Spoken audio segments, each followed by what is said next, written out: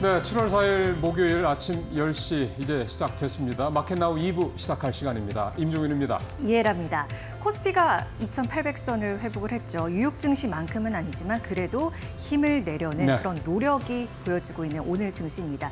다만 이 세부 재료는 다르겠습니다만 상반기 증시처럼 일본 섹터라든지 기업들로 편중되는 그런 모습이 하반기 증시 초입부터 펼쳐지고 있기 때문에 어느 때보다 기업을 판단하는 그런 능력, 나만의 시선을 가다듬는 게 중요할 것 같다는 생각이 드는 오늘 장입니다. 네, 내일 삼성전자 2분기 예. 잠내 실적 발표를 이제 필두로 2분기 실적 발표가 시작이 됩니다. 지금 이해라 앵커도 말씀하시다시피 결국 가장 중요한 거는 미들맨은 결국은 실적이기 때문에 그 실적 시즌이 시작되면 네. 그동안 갖고 계셨던 종목 또는 갖고 싶은 종목 이런 부분들에 대해서 이 구체적인 수치들을 면밀하게 이제 보실 좋은 또 기회가 될 것 같습니다. 네, 오늘 장 주요 이슈부터 짚어주시죠. 네, 가보겠습니다. 자, 섹터들 한번 살펴보겠습니다. 시장 오늘 초반 강한 모습만큼이나 이 각 섹터들 이 빨간색이 들어와 있는 또 사이즈도 그렇고 상승 섹터들이 거의 대부분입니다. 보면은 구리, 그다음에 HBM, CXL, 은행, 보험, 증권, 반도체 등등 크게 보면 구리, 그다음에 이렇게 묶을 수 있겠죠. 그다음에 은행, 보험, 증권은 밸류업 쪽으로 묶을 수 있겠고, 그다음에 CXL과 HBM, 반도체, 간 다음에 ESS까지 이렇게 또 묶어 볼 수 있을 것 같습니다. 전체적으로 오늘은 확실하게 강한 섹터들, 상승하는 섹터들이 시장 전반을 좀 주름 잡고 있다 이렇게 보여집니다. 약세 별로 안 보이죠?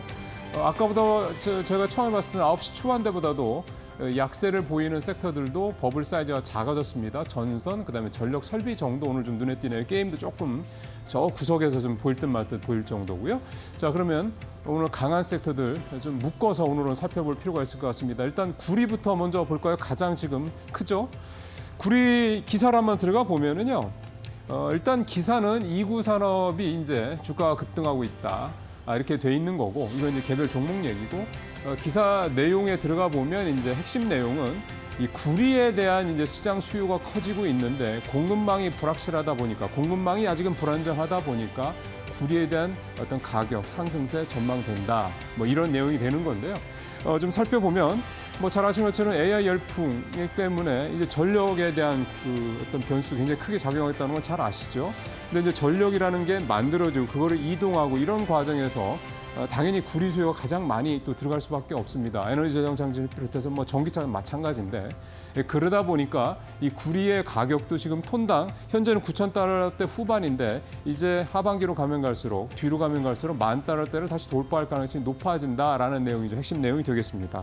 다만 이 구리는 잠시 후에 오늘 약세를 보였던 전력 설비나 전선주 얘기를 할 때 말씀을 드리겠습니다만, 이 구리 가격이 오른다라는 거는 전력 설비나 전선 쪽에서 봤을 때는 원가가 올라간다는 얘기이기 때문에 수익성에는 그만큼 불리할 수 있다. 이런 점들을 염두에 두시고 봐야 되는데, 구리 자체만 놓고 본다면 당연히 그 주가가 올라가거나 수익성이 올라갈 수 있는 좋은 호재가 되겠습니다. 종목들 한번 보겠습니다. 2구 산업 아까 이미 기사에 나왔습니다만 13% 가격이 급등을 하는 모습이고요. 사실 풍산은 우리나라 구리 관련주 내에서는 대장주, 대표적인 종목입니다. 방산주 쪽으로 들어가기도 하지만 구리 원자재와 관련돼서 풍산이 항상 가장 먼저 거론되는 회사이기도 한데요. 4.7%, 5% 가까이 오르면서 66,000원 올라가고 있는 그런 모습이고요. 국일, 신동, 대창 이런 회사들도 3 내지 4% 정도 이렇게 주가가 올라가고 있는 그런 모습입니다. 사실 구리 가격은 AI 이런 열풍이 계속된다라는 거를 전제로 봤을 때 그 부분에서는 이견의 여지가 별로 없으니까 계속해서, 물론 부침이, 원자재라는 게 워낙 좀 부침이 있긴 합니다만은 이 구리에 대한 수요 자체는 2030년대 초반까지 매년 2.5% 이상씩 늘어날 것이라는 전망이 나오고 있는 만큼 구리 자체, 이 구리 관련주에 대해서는 꾸준히 관심을 갖고 지켜보실 필요가 있지 않나 생각이 좀 듭니다. 자, 다시 원점으로 돌아와서 지금 구리 외에 크게 보이는 섹터가 HBM, CXL, 반도체 이 섹터가 되겠죠. 오늘은 이 중에서 이 CXL 다시 좀 올라왔는데, CXL에 이제 재료가 있어서 오늘 살펴보도록 하겠습니다. 기사 한번 들어가 볼까요? 자, 경계를 허문다 삼성 SK가 미는 AI 칩 새 표준 CXL 대부. CXL은 이제 많이 들어보셨죠? 저도 여러 차례 언급을 해드린 건데 컴퓨터 익스프레스 링크. 그러니까 이제 차세대 넥스트 HBM이라고 불리는 이제 그런 새로운 이제 메모리 쪽에 이제 어떻게 보면 상품이 되는 거죠. 그러니까 CXL은 뭐 반복해서 말씀을 드립니다만 기존의 메모리의 한계가 점점 이게 초나노로 갈수록 한계가 오고 있기 때문에 이 데이터 처리 속도를 최대한 높이고 효율성을 높이고 전력은 덜 쓸 수 있는 이 부분에 대한 이 기능에 대한 관심이 계속 커질 수밖에 없는 상황인데요. 새로운 이제 AI 가속기가 계속해서 진보를 하면 할수록 이런 에너지 또는 데이터에 대한 어떤 그런 속도 이런 부분들 때문에 지금의 HBM을 넘어서는 또 효율성을 높이는 또 새로운 메모리가 필요하다는 것 때문에 이제 CXL이 좀 얘기가 나오고 있는 건데요.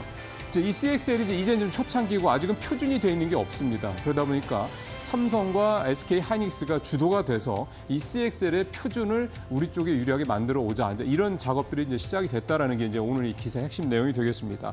이제 CXL이 이제 뭐 언제 출시가 되고 언제 될지 뭐 2026년 얘기가 나오고 있긴 합니다만 더 빨라질 수 있을 거고요. 그렇게 된다 그러면 계속해서 메모리 쪽에서 우리 한국 반도체 기업들의 시장 장악력은 유지가 될 수 있지 않겠느냐.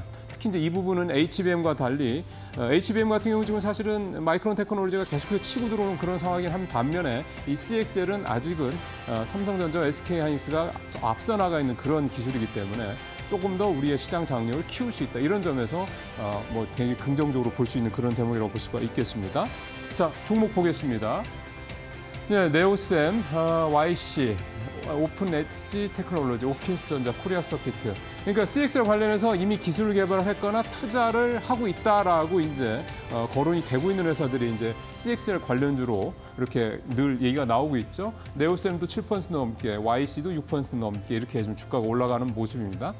조금 더 이건 시간이 걸릴 수 있는 기술이긴 합니다만은 계속해서 지켜볼 필요는 분명히 있다 이렇게 볼 수가 있겠습니다. 자, 다음 섹터로 좀 넘어가 보도록 하겠습니다. 자, 사실 어제 그 신일성 소장과도 한번 얘기를 좀 많이 했습니다만 은행과 증권 이 밸류업 관련주 어제 정부의 하반기 경제정책만 나오고 거기에 이 밸류업 정책을 더 밀어주겠다 세제 측면에서 밀어주겠다는 내용이 좀 있었죠. 앞서 이제 프로그램에서도 마켓나우 일부에서도 이제 그 내용이 이제 따로 기자가 출연해서 얘기를 했습니다만 은행과 증권 그래서 이제 밸류업 관련주에서 보험까지 이 세 섹터가 계속해서 좀 수혜를 하반기에 입을 것으로 기대가 된다. 이런 내용이 되겠습니다. 기사 잠깐 보겠습니다. 기사 내용을 뭐 제가 자세히 더 설명드릴 필요는 없을 것 같고요. 기본적으로 특히 밸류업 관련해서는 개인 투자자들의 어떤 그런 세제 어떤 혜택 부분을 늘려주고 또 기업들도 주주환원 정책을 적극적으로 펼치는 기업들에 대해서는 법인세를 좀 줄여준다든가 이런 식으로 혜택을 주겠다 이런 내용이 되는 건데 물론 시장에서는 생각했던 것보다 특히 일본과 비교해서는 좀 약하다는 지적도 나오고 있긴 합니다만 확대를 한다는 측면에서 봤을 때 일단 시작하는 측면에서는 뭐 괜찮다, 긍정적 이렇게 또 볼 수도 있을 것 같습니다. 종목 들어가 보겠습니다. 자, 은행을 오늘 보죠. 자, 어제도 많이 올랐던 KB금융 오늘도 은행주 중에서는 가장 상승률이 높습니다. 3% 넘게 오르면서 87,000원, 이제 9만 원대 바짝 다가서는 그런 모습이고요. 오늘 9만 원대를 돌파할 수 있을지도 한번 보실 필요가 있을 것 같습니다. 그다음에 신한지주도 오늘 3% 가까이 오르면서 5만 원대 좀 넘어서서 좀 가고 있는 그런 모습입니다. 하나금융지주 2%, JB금융지주 1%.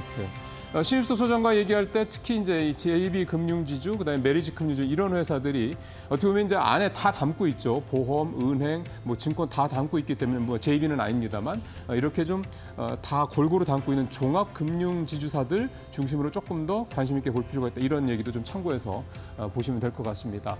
자, 은행주 중심으로 봤고요. 이제 보험이라든가 증권주들 같은 경우도 밸류의 수혜주가 된다. 이 얘기는 뭐 새삼스럽지 않기 때문에 종목까지 따로 들어가 보지는 않겠습니다. 자, 이제 마지막으로 하락 섹터들도 그래도 잠깐 살펴보겠습니다. 지금 하락 섹터가 사실 크게 많지는 않아서요. 전력설비하고 전선 쪽 보겠는데요. 전선 쪽 한번 들어가 보도록 하겠습니다. 앞서 이제 구리 얘기도 잠깐 말씀드렸는데, 자, 기사 한번 들어가 보죠. AI 전력 폭증에 빅테크 스타전원 넷제로 회의론. 일단 이 부분의 기사 내용 이제 탄소 배출이 좀 늘고 있다. 그러니까 빅테크들 특히 이제 구글 같은 경우 3년 전에 비해서 탄소 배출량이 오히려 66%가 늘었다고 합니다. 그러니까 빅테크들이 AI를 하면서 내세우고 있는 것 중에 하나가 이제 넷제로로 가겠다 뭐 이런 얘기를 같이 가고 있는데 사실은 AI가 이 뭐 데이터 센터가 됐든 이쪽에 이제 전력 공급이 폭증을 하면서 오히려 이제 탄소 배출량이 늘어나는 이런 어떻게 보면 좀 반대 역효과 상황이 좀 벌어지고 있는 상황이긴 한데요. 어쨌든 이런 얘기가 나오면서 이 전선 관련주들 이렇게 되면은 이쪽에 대한 투자가 좀 줄어드는 게 아니냐, 데이터 센터에 대한 투자가 줄어드는 게 아니냐에 대한 우려감 때문에 오늘 좀 약세를 보고 있긴 합니다. 종목 한번 보겠습니다. 일진전기, 대원전선, LS마린솔루션, 대한전선, 제일일렉트릭 그동안 많이 올랐던 이 전선 관련주들 뭐 낙폭이 크지는 않습니다. 뭐 1%대, 2% 정도밖에 되지는 않는데요. 앞서 잠깐 말씀을 드렸던 것처럼 구리, 이 전선주들 같은 경우는 구리가 원가에 차지하는 부분이 70에서 80%에 달하기 때문에 구리 가격이 올라간다 그러면 아무래도 전선주에 대한 부담이 될 수밖에 없고 또 거꾸로 구리 이 AI 붐이 조금 주춤해져서 구리에 대한 수요가 또 오히려 또 줄어든다 그러면 또 원가 경쟁력은 좀 나아질 수 있겠지만 수요가 줄어드니까 또 그 회사 수익성이나 매출에는 또 부정적인 뭐 재료가 될 수 있다. 그러면 이런 내용이 되는 건데요. 아직 뭐 그 부분에 대해서는 너무 섣불리 이렇게 판단해서 결정을 내리실 필요는 없지 않냐. 지금 워낙에 이쪽이 가는 추세가 분명하기 때문에 그렇다고 생각을 합니다. 자, 이슈 브리핑 여기서 마치도록 하겠습니다.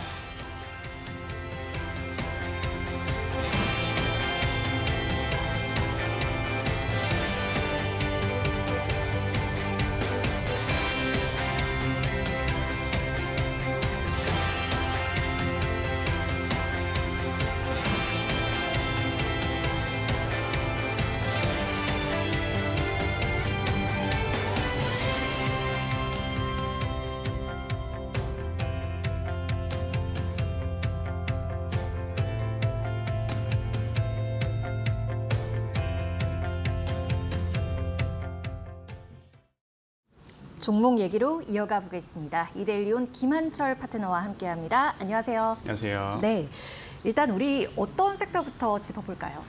네, 일단 터치하기 전에 시장에 대해서 간단히 좀 말씀을 좀 드리도록 할게요. 네, 좋습니다. 네, 지난 방송에서 제가 시장에 굉장히 산발적인 테마성을 가지고 있다라고 말씀을 드린 적이 있습니다. 그래서 그동안 우리가 봤던 소비재, 그러니까 음식료나 화장품 업종을 더 이상 보는 것보다는요, 저희는 밸류 프로그램을 보는 게 어떨까라고 제가 말씀드렸던 게 기억이 납니다. 그러면서 신한지주라는 종목까지 제가 언급을 드렸던 게 기억이 나죠. 예. 근데 오늘 제가 말씀드릴 테마는 한 번 더 말씀드릴게요. 아직까지 밸류 프로그램은 7월까지는 괜찮을 것 같다라는 관점으로 좀 말씀을 드리고요.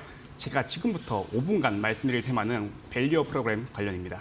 네. 그래서 지난 1월 밸류 프로그램 발표 이후에 구체적으로 은행, 증권, 보험, 지주사, 자동차 관련주가 급등하기 시작하면서 그간의 기업 가치 제대로 인정받지 못했던 기업들이 상승세를 보였습니다. 그런데 4월을 고점으로 찍고 인기가 식기 시작했습니다. 그래서 선별적으로 어떤 기업들은 원점을 회귀한 종목도 있고요. 어떤 기업들은 상승세를 계속 가져가면서 기관들이 매수세를 가져가는 섹터가 있었습니다. 근데 네. 그 섹터들을 저희가 생각해 본다면 바로 금융, 보험, 은행 이런 쪽이었습니다. 추가적으로 이번 달에 기재부의 하반기 경제정책 발표에 따라서 밸류업에 대한 그 모멘텀을 좀 더 받을 수 있는 방안이 나왔죠. 첫 번째는 상속세 인하를 할 수 있다. 두 번째는 배당소득 분리과세가 지목되고 있는 게 사실입니다. 그래서 시장을 이끌었던 소비재가 죽으니까요. 바로 앞에 있는 7월의 재료인 이런 그 밸류업 관련 그 이목이 집중될 수밖에 없는 게 현재 사실입니다. 그래서 정부는 밸류업 공시에 참여를 하게 되면요. 배당을 늘린 상장사에게 분리과세 혜택을 부여해서 최대 20%포인트 세율을 낮추는 방안을 추진하고 있다고 합니다. 네. 그래서 여러분, 그 기존에 배당소득이 2천만 원 넘을 경우에는 최고 45%의 누진세율을 적용을 했는데 그 대신에 별도로 세율 구간을 만든다고 합니다. 그래서 세 부담을 낮추는 방안을 검토하고 있는 게 현재 방안의 핵심 포인트라 생각하시면 될 것 같아요. 그러니까 서로 좋은 방안인 거죠. 두 번째 정부가 제시한 방안은 기업 가치 제고 방안을 공개를 하면요. 배당을 확대한 상장사들에게 확대 분만큼 세공제 혜택을 준다고 합니다. 자, 그러면 정부가 이렇게 추진하는 이유는 도대체 왜? 근간의 이유는 무엇일까요, 여러분들? 정부가 추진하는 이유는 글로벌 배당 성향 추이를 보면 알 수 있겠는데요. 우리나라가 21년도 기준에서 우리나라 배당 성향이 19.1%입니다. 근데 1위는 대만이고요. 54.9%입니다. 무려 약 30% 정도의 차이가 나는 게 사실이고요. 예. 미국은 37.3%입니다. 그래서 근본적으로 배당 성향이 굉장히 뒤쳐졌다라는 게 핵심 포인트고 그걸 이제 맞춰간다라는 게 중요한 포인트인 것 같아요. 그래서 결론은요. 정부의 의도적인 핵심은 배당을 늘려서 주주들에게 많은 배당을 선사를 하고 그다음에 상장사들에게 법인세를 깎는 방안을 그러니까 서로 상생할 수 있는 구도를 만들어가고 있다가 중요한 핵심 포인트인 것 같습니다. 자, 근데 여러분 그러면 재료의 크기에 대해서 좀 알아볼게요. 이게 지금 막 시작하기 시작했고 그다음에 좋은 세법에 관한 부분이 나오고 있기 때문에 계속 화두가 될 유효한 뉴스다라고 저는 판단이 된 부분입니다. 그래서 지금 당장 끝날 뉴스가 아니라 앞으로 지속 가능한 뉴스다라고 저는 네. 보여주는 게 핵심인데요. 자, 결론은요. 그럼 우리가 어떤 기업을 봐야 되냐가 핵심 포인트이겠죠. 누구든 안정적인 배당 수익을 원할 겁니다. 그죠? 그래서 배당을 많이 지급하는 업종이 무엇일까 보면은 금융, 은행 이런 쪽이겠죠. 그렇기 때문에 시장에서는 지금 그런 관련주들이 급등세가 보이고 있습니다. 그래서 제가 2주 전에 나와가지고 우리 이제 밸류 프로그램 보는 게 어떨까요?라고 말씀드렸던 게 기억이 나고요. 네. 그게 가장 핵심이었던 게 신한지주였던 종목이었었죠. 그럼 차트를 보면서 좀 말씀을 드려보도록 할게요. 네. 과연 차트적인 측면에서 지금 신한지주가 상승할 수 있을까가 중요한 핵심 포인트인 것 같습니다. 자, 신한지주의 차트를 보시면요. 지금 제가 지난번에 이렇게 삼각수렴을 긋고요. 이거 돌파할 수 있을 것 같습니다라고 말씀을 드렸습니다. 그에 대한 근간의 이유는요. 제가 기관의 수량이라고 말씀을 드렸는데요. 기관을 한번 쳐보겠습니다. 네. 기관의 보유 수량을 보시면 기관들이 상박수렴, 조정하는데도 불구하고 상승세를 계속해서 가져갔다가 핵심 포인트라고 제가 말씀을 드렸습니다. 그렇죠? 네. 자, 그러면 이제부터 중요한 거는 지금 이 자리에서 상승할 수 있을까에 대한 부분을 살펴보겠습니다. 자, 그러기 위해서 제가 패턴 분석을 했는데요. 한번 보도록 하겠습니다. 좀 네. 차트가 잘려가지고 조정 좀 네. 하겠습니다. 조정을 했을 때 현재 신한지주의 왼쪽은 신한지주 차트고요. 오른쪽은 대한해운의 차트입니다. 네. 자, 똑같은 부분은 AI가 예측을 통해서 같은 패턴을 검출했더니 결과는 아쉽게도 지금은 마지막 상승 구간이라고 얘기를 하고 있습니다. 제가 조금 더 보기 쉽게 사진을 통해서 말씀을 드려볼게요. 네. 지금 이게 보시는 게 사진의 모습인데요. 그 주황 색깔이 신한지주의 모습이고요. 뒤쪽에는 아까 보여드린 검출된 대한해운. 패턴입니다. 그러면 주황 색깔 움직임을 보아하니 고점 부근에 다 달았다. 그러게요. 다 중요한 포인트겠죠. 네. 그렇기 때문에 자, 제가 전략을 말씀드릴게요. 지금 이 패턴 검출된 거에 의하면요. 신한지주는 고점으로 가고 있습니다. 그래서 추경 매수로 하시는 거는 절대 성과드리고요. 여기서 조금 더 세밀하게 보시면요. 아까 봤던 세력이 누구였죠? 기관이었죠. 기관들이 매도 물량이 나올 때 같이 던지면 여러분들이 고점에서 매도할 수 있는 좋은 전략을 구상할 수 있으니까요. 그거 참고하셔서 밸류 프로그램 보시면 좋을 것 같고요. 제가 신한지주 외에도 한 종목 좀 더 말씀을 드리도록 할게요. 네. 지금 삼성생명이라는 종목이 있겠습니다. 오늘도 굉장히 많이 오르고 있는 종목입니다. 그동안 그 금융, 보험, 은행 쪽의 상승세가 가파르면서 신한지주는 정고점을 돌파를 했는데 아직까지 정고점을 돌파하지 못한 기업들이 남아 있습니다. 네. 그런 종목은 바로 삼성생명이라고 할 수 있겠네요. 자, 그럼 이렇게 또 선을 이렇게 그어볼게요. 그러면 이게 상박수렴을 좀 돌파하는 모습이 나오고 있죠. 그래서 앞으로 삼성생명은 신한지주와 동일한 모습으로 18만 원, 10만 8천 원 전고점까지 충분히 상승할 수 있는 여력이 마련돼 있다. 라면서 밸류 관련 브리핑을 마치도록 하겠습니다. 아, 네, 알겠습니다. 첫 번째 우리가 볼 테마 밸류업이었는데요. 앞서 이제 김한철 파트너가 금융, 보험, 증권, 은행 뭐 이런 쪽에 밸류업 관련 종목들을 주목해보자고 한 2주 전 이렇게 언급을 좀 했었고요. 그때 말씀해 주셨던 게 바로 신한지주였습니다. 그런데 이 차트상의 움직임을 보니까 단기 고점 부분에 다다라 있기 때문에 추경 매수는 절대 금지한다. 하지만 아직까지 좀 가능성을 품은 그런 종목들에 대해서는 여전히 유효한 모습을 보이고 있다면서 삼성생명 같이 좀 언급을 해주시는 모습이 보였습니다. 자, 두 번째는요. 어떤 부분 볼까? 오늘 좀 반도체 얘기해봐야 될 것 같아요. 맞아요. 반도체 얘기를 빠질 수가 없을 것 같아요. 제가 지난주에 종목 추천으로서 SK 하이닉스에 대해서 말씀드리면서 네. 여전히 시장에서는 HBM에 대한 화두가 끊이지 않을 것이다. SK 하이닉스는 목표가는 27만 원까지 계속 보셔라라고 말씀을 드렸습니다. 오늘 아침에 삼성전자가 엔비디아 퀄테스트 통과했다는 찌라시가 돌기 시작하면서 SK 하이닉스가 급락을 초회했는데요. 이 급락을 여러분 두려워하실 필요가 없습니다. 여전히 27만 원까지 타겟으로 계속 보시고요. 지난 간밤에 미 연준이 금리 인하 가능성 지표가 나오기 시작했습니다. 민간 기업 고용 증가폭이 4개월 만에 최저치를 갱신하면서 금리 인하에 대한 가능성 가능성이 좀 대두가 되기 시작하면서 엔비디아가 급등하기 시작했죠. 여러분, 앞으로 오는 9월 금리 인하를 하는 시점까지 계속 이러한 금리 인하에 대한 지표가 발생될 것을 저는 전망하고 있는데요. 네. 그에 따라서 지속적으로 SK 하이닉스, 특히 HBM 대장주라고 할 수 있겠죠. 이 기업들은 계속해서 상승할 수 있는 모멘텀을 가지고 있을 수 있으니까요. 계속 지켜보시면 될 것 같고요. 계속 상방에 대한 관점으로 보시면 될 것 같습니다. 차트를 보고 간단히 말씀을 드리고 넘어가도록 할게요. 일단 외국인 보유 수량이 이번 하이닉스의 핵심 포인트라 생각하시면 될 것 같아요. 외국인 밑에 보시는 게 외국인 보유 수량이죠. 차트와 비례하면서 수량이 늘어나고 있다가 핵심 포인트고요. 그때 말씀드렸다시피 환율이 올라도 외국인이 매수하는 종목은 하이닉스다. 여러분 그거 하나만으로 게임 끝입니다. 그래서 네. 이런 식으로 계속 우리 9월까지 지켜보자고요. 9월까지 SK 하이닉스는요.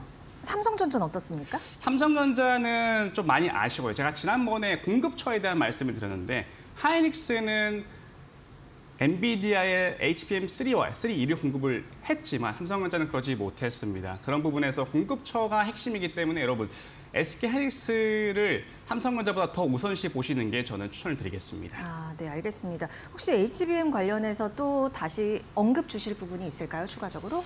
제가 다음 주에 와서 더 언급을 드리도록 하겠습니다. 아, 네, 알겠습니다.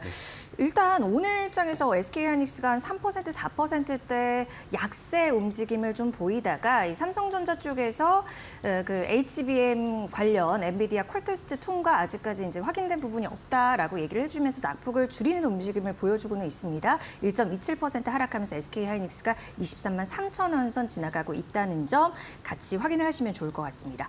이번에는요. 어제부터 이 LG 에너지 솔루션에 집중이 되고 있어요. 사실 상반기에 이 2차 전지가 우리 투자자분들 참 많이 가지고 계시는데 그만큼 기대를 충족하지 못했기 때문에 이 소식이 뭐 예를 들어 전기차 캐즘의 돌파를 좀 돕는 그런 소식이 될까 이런 기대감들도 나오더라고요. 맞아요. 어떻게 보십니까? 맞아요.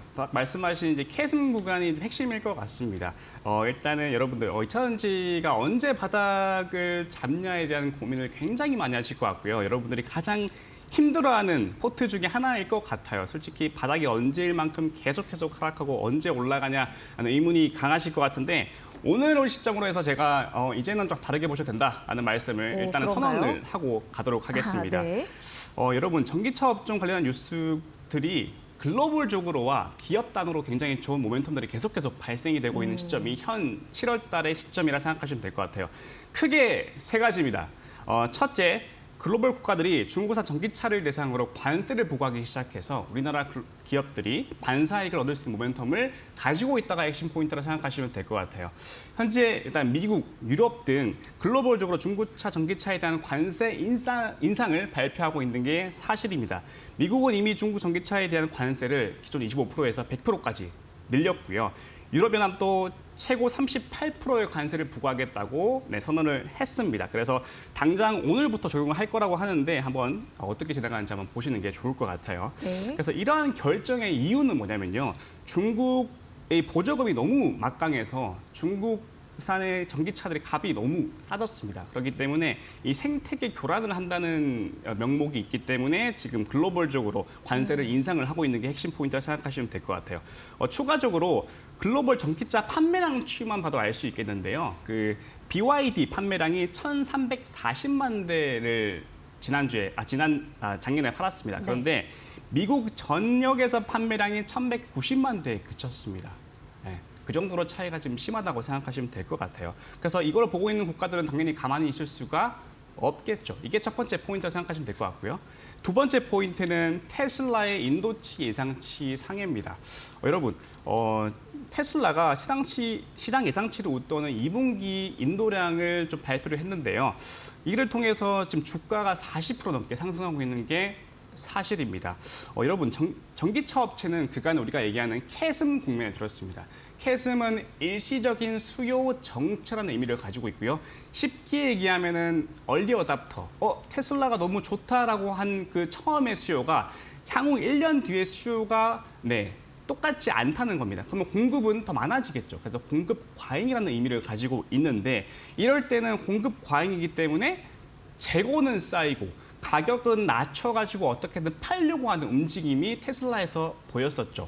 자, 그런데 그럴 때마다 항상 중국의 값싼 전기차들이 들어와서 우리는 좀 더 싸게 우리가 팔 수 있겠다. 테슬라보다 네. 싸지? 이러면서 시장의 MS를 차지했던 게 팩트입니다. 그런데 다행히도 캐즘 국민이 어느 정도 벗어날 수 있는 모멘텀이라고 할 수 있는 게 테슬라가 인도량이 예상치를 상회했다는 중요한 포인트가 나왔기 때문입니다. 그래서 앞으로 이 캐즘 국면에 조금 더 벗어날 수 있지 않을까라는 모멘텀을 우리가 가질 수 있는 게 두 번째 투자 포인트라고 보시면 될 것 같고요. 세 번째 투자 포인트는 바로 LG 에너지 솔루션의 중국의 LFP 배터리 첫 수주라고 할 수 있겠습니다. 여러분, 그 LG 엔솔이 유럽 자동차 업체 르노와 LFP 공급 계약을 처음으로 체결했고요. 규모는 뭐 예상컨대 4에서 5조 원 정도라고 합니다. 그런데 그간 이 LFP 배터리는 중국 시장이 압도를 했고, 다른 기업들이 들어가지가 못했어요. 왜냐하면 너무 값싸기 때문에. 그런데 지금 LG 엔솔이 그만큼 질 좋은 제품으로 인해서 처음으로 뚫었다는 의미는요. 중국을 대상으로 뚫었다는 의미는 저희가 조금 더 깊게 생각할 필요가 있다고 생각합니다. 그래서 이 총 세 가지의 모멘텀을 가지고 우리는 2차 전지가 이제는 반등할 수 있는 국면이다라고 저는 말씀을 드릴 수 있겠는데요. 자, 그러면 이 관련 종목들이 상승할 수 있을까를 살펴보도록 하겠습니다. 이게 중요한 핵심 포인트인 것 같아요. 그러기 위해서 삼성 SDI 차트를 먼저 보면서 말씀을 드리도록 하겠습니다. 차트를 먼저 보시고 말씀드릴게요. 네. 차트를 보시면은 왼쪽에는 삼성 SDI 모습과 오른쪽은 현대차의 모습입니다. 제가 같은 패턴을 검출을 시켜서 오른쪽에는 현대차라는 패턴이 검출되었고요. 이거를 보기 쉽게 설명을 좀 드려보겠습니다. 그러면 이런 모습이 나오는데요. 지금 주황 색깔은 삼성 SDI 패턴이고요. 그 파란 색깔은 AI가 검출한 패턴입니다. 자, 이렇게 봤을 때 지금 주황 색깔 패턴은 바닥 구간이면서 반등이 필요하다라고 얘기가 나오고 있네요. 자, 그렇기 때문에 아직 지금 현재 상황에서 삼성 SDI는 반등할 수 있다라고 말씀을 좀 드릴 수 있겠고요. 자, 그다음에 볼 종목은 LG 에너지 솔루션입니다. 과연 여기도 상승할 수 있을까? 삼성 SDI처럼 상승해야만이 지금 제가 말씀드린 그 논리가 형성이 되는 거잖아요. 비교 기업은 어디예요, 이번에? 비교 기업은 한전 KPS라는 기업이 검출이 되었습니다. 한번 차트를 보고 말씀을 드릴게요. 조정을 좀 하고. 지금은 이제 왼쪽은 LG 에너지 솔루션의 차트고요. 맞습니다. 왼쪽은 LG 엔솔이고요. 오른쪽은 한전 KPS 패턴 검출 패턴입니다. 자, 그럼 이걸 보기 쉽게 말씀을 드리면요. 네, 이런 패턴이 검출됩니다. 주황 색깔은 LG 엔솔이고요. 파란 색깔은 AI가 검출한 패턴입니다. 이때까지 다 똑같았는데 지금 바닥 구간에 있죠. 그렇네요. 자, 그럼 반등할 수 있겠다가 형성이 됩니다. 다시 결론적으로 말씀드리면 지금 시장의 매크로 단에서 상승할 수 있다고 얘기가 나오고 있고요. 추가적으로 AI가 예측해서 패턴 검출한 결과 삼성 SDI와 LG 엔솔 둘 다 상승할 수 있고 이제 바닥 구간이라고 얘기를 하고 있습니다. 여러분, 모멘텀과 기술이 결합되면은 성공적인 투자를 할 수 있습니다. 그래서 이와 바탕으로 2차전지에 대한 걱정은 잠시 접어두시고 7월 한 달은 좀 즐기시기 바랍니다. 모멘텀과 기술이 합해지면 이 종목에 대한 주가에 대한 고민을 조금 덜어도 된다라는 말씀으로 2차 전지 관련 삼성 SDI와 LG 에너지 솔루션 설명을 좀 해주셨고요. 자, 우리가 이번에는 이런 우리 오늘 시장을 좀 더 잘 견딜 수 있는 그리고 대비해 보면 좋을 종목을 꼽아보려고 해요. 오늘은 어떤 기업으로 살펴볼까요? 네, 우선 오늘 그 추천 종목을 말씀을 드리기 전에요. 제가 추천했던 것들을 리뷰하는 시간을 잠시만 가져보고 넘어가도록 하겠습니다. 자, 여러분, 제가 아까 말씀드렸다시피 2주 전에 나와서 신한주주라는 종목을 말씀을 드렸고요. 아주 좋은 퍼포먼스를 보이고 있다라고 말씀을 드리고 있고 다만 지금은 좀 조심하자라고 계속 말씀을 드리고 있는 게 핵심 포인트입니다. 그다음에 차트를 한 번 더 보고 말씀을 드리도록 할게요. 그다음에 두 번째는 SK 하이닉스였죠. 여러분, SK 하이닉스는 여전히 좋다. 27만 원까지 계속 상방으로 보자라는 말씀을 드리고 이번에 추천 종목을 이제 리뷰를 하도록 하겠습니다. 자, 오늘 제가 말씀드릴 종목은요. 아까도 언급드렸지만 반도체 업종 여전히 좋습니다. 그럼 반도체 업종에 관련한 밸류 체인들을 여전히 볼 필요가 있는데 오늘 제가 준비한 종목은 바로 에이펙트입니다. 에이펙트는 반도체 후공정 관련 중에서 패키징 및 테스트 공정을 담당하는 기업이라고 생각하시면 될 것 같아요. 특히 고객사로는 SK 하이닉스, 삼성전자, 그다음에 LX 세미콘 등 국내외 IDM 업체를 보유하고 있다. 라고 생각을 하시면 될 것 같습니다. 자, 그럼 투자 포인트 3개만 좀 짚어볼까요? 첫째, 고성능 서버 시장 규모 확대에 따라서 차세대 D램이 개발되면서 패키징 기업들이 주목을 받아야 됩니다. 이거는 팩트고요. 고성능 서버 시장 규모 확대와 고용량, 그다음 고성능 메모리 채용의 증가로 인해서 차세대 D램들이 계속해서 개발 현재 되고 있는 상황입니다. 최근에 삼성전자는 차세대 D램, 그다음 GDDR7을 개발까지 했습니다. 자, 그러면 자연스럽게 DDR5 패키징 기술을 가지고 있는 기업, 그리고 GDDR6 테스트를 양산하고 있는 기업들의 주목을 할 수밖에 당연히 없겠죠. 그런 기업이 바로 에이펙트라고 생각하시면 될 것 같아요. 그다음에 두 번째 포인트는 반도체 업종은 지속적으로 좋을 것이라고 제가 말씀을 드렸잖아요. 그에 대한 이유는 여러 가지가 있겠지만 하이닉스에 대한 외국인 매수세도 있을 것이고 환율도 하락할 것이고 여러 가지 방향이 있기 때문에 우리는 9월까지 반도체 업종도 보는 건 좋지만 그 밑에 예약 밸류체인도 보는 게 핵심 포인트다라는 말씀, 두 번째 포인트를 말씀을 드리고요. 그다음에 세 번째 포인트는 이제 AI 예측입니다. 차트를 보고 또 말씀을 드리도록 할게요. 오늘은 AI 예측을 좀 많이 준비를 했습니다. 네. 그래서 그 왼쪽에는 에이펙트의 차트이고요. 오른쪽에는 이제 메커스라는 종목입니다. 그래서 왼쪽에 에이펙트에 대한 차트를 패턴을 검출한 결과 오른쪽과 같은 패턴이 검출이 되었는데요. 좀 보기 쉽게 좀 설명을 드리도록 하겠습니다. 차트 사진을 보시면 지금 주황 색깔이 에이펙트에 대한 그 가격의 흐름이고요. 그다음에 뒤에 파란 색깔은 에이펙트와 똑같은 패턴을 가진 메커스라는 기업입니다. 지금 에이펙트 자체가 어찌 보면은 주황 색깔 바닥이 왔죠. 그렇기 때문에 이제 반등해야 한다고 AI가 예측을 하고 있는 상황입니다. 자, 결론을 말씀드릴게요. 지금 글로벌적으로 HBM이나 여러 반도체 업종이 굉장히 호황인 건 사실입니다. 매크로 단에서는 완성이 되었습니다. 두 번째는 지금 고성능 서버 시장 규모에 따라서 차세대 D램이 개발되고 있는데 그중에서 패키징 기술이 필요합니다. 그렇기 때문에 우리나라에서 패키징 잘하는 기업 중에 어디가 있냐? 에이펙트라고 말씀드릴 수 있겠고요. 그다음 세 번째, AI 예측을 했을 때 차트 패턴을 봤을 때 지금 패턴은 상승할 필요가 있다라고 얘기를 하고 있습니다. 자, 이 세 가지 종합했을 때 지금 구간에서는 정말 매력적인 가격이라고 저는 생각을 개인적으로 하고 있고요. 가격 전략을 조금 구체적으로 좀 제시를 드릴게요. 이게 좀 명확하게 말씀드릴 수 있을 것 같은데 지금 가격이 5,920원 구간입니다. 그래서 현재 자리도 가능하다고 저는 보여지고요. 손절가는 짧게 5,500원 선 잡으시고 목표가는 7,500원을 정도로 전고점을 뛰어넘는 구간으로 잡으면 될 것 같습니다. 네. 오늘 관심 가져볼 만한 종목 에이펙트 제시를 했습니다.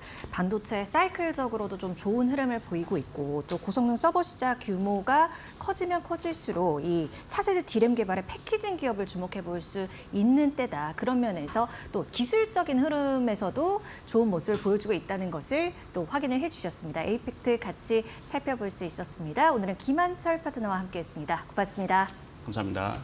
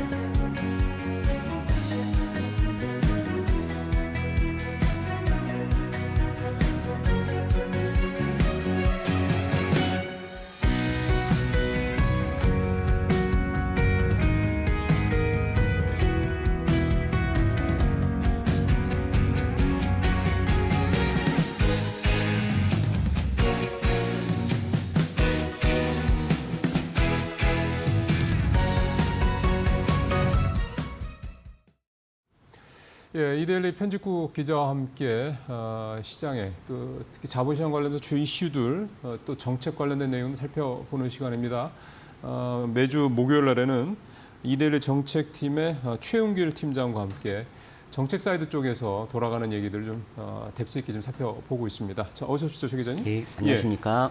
어제 정책 쪽 기자들 굉장히 바쁜 하루였다면서요? 예, 그렇습니다. 어제가 사실 하반기 정책의 윤곽을 보여주는 슈퍼데이라고도 말할 수 있는데요. 네. 어제 이제 일어났던 일만 자본시장 관련된 내용도 많아가지고요. 그 정리를 해보면 네. 우선 이복현 금감원장이 16개 증권사의 CEO들과 간담회를 해가지고요. 네. 뭐 금투세든 상속세든 뭐 밸류업이든 공매도든 관련된 내용에 대해서 논의를 했고요. 네. 그리고 최상목 경제부총리 겸 기재부 장관이 하반기 경제정책 방향을 발표하는 또 브리핑을 했습니다. 그때 이제 그 밸류업 그 세제 지원안 3종 세트를 발표를 해서요. 네. 당초에 7월 말에 발표될 거라고 예상을 했었는데 하반기 경제정책 방향 발표하면서 빨리 발표를 했고요. 그러게요. 생각보다 빨리 했네요. 예. 그리고 지금 뭐 뉴스가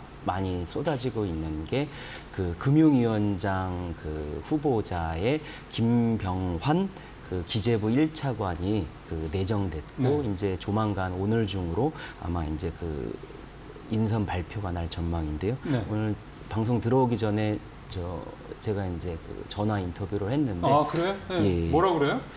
뭐 뒤에 이제 구체적으로 이제 말씀드리겠지만 핵심 내용은 그 금투세 폐지 그리고 상속세 완화 그리고 비업 밸류업 활성화를 그 3대 과제로 3대 중점 과제로 그 지정을 해서 본격적으로 추진을 하겠다. 네. 사실 김병환 후보자가 그 현재 정부에서 밸류업 세제 지원안의 골간을 설계를 했고 예. 그리고 가장 잘 아는 그 사실 공직자이거든요. 그렇죠. 인센티브화에 대해서요. 그래서 그 구체적인 내용에 대해서도 설명을 해서요. 어제 보니까 한 자료나 브리핑 내용만 프린트를 해보니까 한 100쪽 정도가 넘어가지고 상당히 많은 분량이긴 하지만 그래도 예. 이제 짧은 시간에 그래도 엑기스만 뽑아가지고 제가 말씀드리도록 하겠습니다. 예. 지금 김병환 금융위원장 내정자가 통화를 직접 하시면서 확인한 조금 전에 말씀을 들었다 그러니까 정말 뜨끈뜨끈하네요. 금투세, 상속세, 밸류업. 좀 일관된 흐름이긴 합니다. 윤 대통령이 얘기했던 것부터 이복현 금감원장도 우리 지난주에 그 얘기 했었고 그러니까 계속 일관된 흐름이다.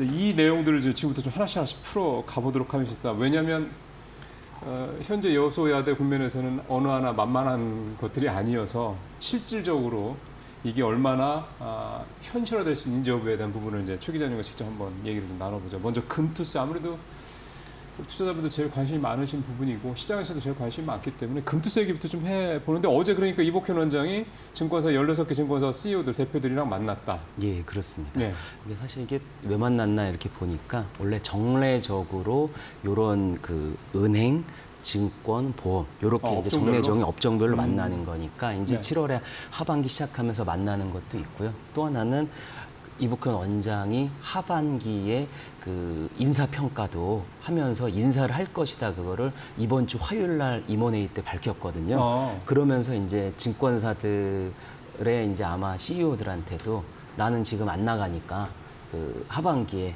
열심히 뛰어야 된다. 아마 그런 메시지를 전하지 않았을까 그런 생각이 드는데요. 자기 이제 임기 뭐 만료 이런 얘기들 계속 있었으니까. 그렇습니다. 네. 예, 그래서 일단은 하반기 연말까지는 이복현 원장이 계속 갈 것 같고요. 예. 사실 그 얘기가 이것저것 그 끝나고 나서 이제 기자들이 그 금투엽 23층 복도가 한 2, 3평 정도로 비좁습니다. 근데 한 20명 넘는 기자들이 한 30분 가량 이제 30분도 넘었죠. 기다리는데 당시에는 어제 분위기가 얼마나 열띠였냐 그거를 보면은 9시 반에서 11시까지 하기로 했는데 실제 이복현 원장이 그 그 비공개 간담회에서 나오는 게 11시 반이어서요. 기자들이 한 3, 40분 이상 뭐 일종의 뭐 기자들 용어로 뻗치기라고 그렇죠. 하죠. 기다리는 거 밖에서. 예, 예. 네. 그렇게 하면서 이제 기다렸는데 나오면서 이제 질문을 했지만 뭐 노코멘트 했고 주로 이제 그 증권업계 쪽에서 얘기를 했는데요. 어제 이제 저는 이제 그 서유석 금투협회장을 이제 따로 만나서 네. 그 이제 물어보는 게 그러면 오늘 어떤 얘기 나왔습니까? 하니까 오늘 전반적인 16개 증권사 CEO들이 금투세가 내년 1월에 원안 시행하는 것은 여러 가지 그 요인으로 어렵다. 그런 입장을 그 전한 게 가장 큰 메시지고요. 그래서 제가 따로 물어본 게 그러면 금투협 차원에서도 그 똑같은 입장이냐, 금투세에 대해 어떤 입장이냐 하니까 지금 현재 내년 원안 시행이 어렵다는 게 그 입장이고 민주당이 암으로 추진한다고 하면 네. 1월에 시행될 수는 있겠지만 금투협의 입장은 제도 보완부터 해야 한다. 그런 입장을 밝혀가지고요. 좀 현재 원안 처리에 대해서는 시장에서 증권업계에서도 우려감이 크다는 거를 어제 좀 많이 나왔습니다. 제도 보완이 먼저다라는 얘기는 왠지 우리도 별로 하고 싶지 않다라는 의미로 좀 읽혀지네요. 이 얘기를 조금 더 해보죠. 지금 이제 최 기자님이 직접 만났던 금투협회 서유석 금투협회장의 얘기를 이제 그게 이제 이 증권업계의 전체적인 컨센서스라고 해도 크게 무리는 아닐 테니 그 내용을 중심으로 여쭤보면 내년 1월 지금 일단 민주당에서는 뭐 잠시 또 얘기를 더 해보겠습니다만 민주당 내에서는 일단 하고 후 보완 요 시스템을 좀 얘기하고 있잖아요. 근데 지금 증권업계는 지금 그렇게 하기에는 1월에 시행하기에는 여러 가지로 걸리는 게 많다 이거고 뭐가 그렇게 아직은 어렵다라는 거죠? 사실 뭐 그동안에 제일 많이 나왔던 게 이게 그 원안대로 시행이 되면 연말에 매도 물량이 쏟아져서 그렇죠. 뭐 네. 폭락할 것이다. 그런 그렇죠. 식의 이제 증시 우려와 그 투자자들 어떤 피해에 대한 우려 그게 많았었는데요. 근데 어제 이제 증권사 CEO들이 이제 구체적인 멘트도 이제 소개가 됐는데 제일 좀 눈길을 끌었던 거는 원안을 그냥 시행하고 나중에 보완하기에는 너무 제도상의 허점이 지금 많다.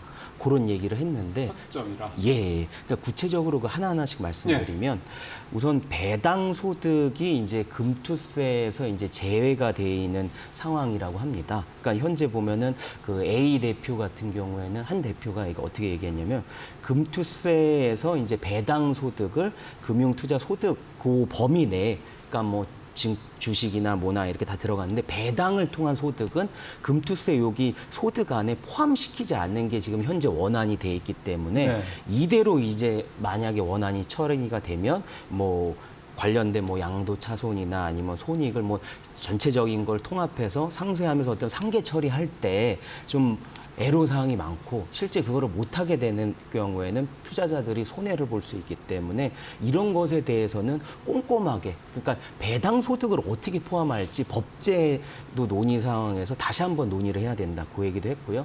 주식하고 달리 채권에는 불리한 그 금투세 적용에 대해서도 얘기가 나왔는데요. 그렇죠. 주식만 투자하는 게 아니니까. 그렇습니다. 네. 예. 한 대표 같은 경우에는 그러니까 이 국내 상장 주식에는 이미 이 관련된 어떤 제도가 잘 마련돼 있는데 그 채권의 이 2020 그러니까 4년 말, 올해 말 이제 내년 시행 아닌 거니까요. 그렇죠. 올해 말 보유분에 대해서 의제 취득가액 제도가 없기 때문에 나중에 이거를 평가 손익을 어떻게 반영을 하고 결국 비과세를 어떻게 하는 과정에서 당연히 문제가 발생한다. 일종의 어떤 의제 취득가액이라는 게 가지고 있는 어떤 그 취득가액과 평가손익을 할 때 결정하는 어떤 그런 하나의 그 제도고 그거를 하나의 그 가이드라인으로 볼 수 있는데 그런 내용들이 지금 구체적인 채권에 대해서는 주식은 되는데 채권에도 빠져 있는 그런 내용이기 때문에요. 이런 부분에 대해서는 채권에 대해서는 어떻게 해야 될지 그 부분에서도 좀 논의해야 된다.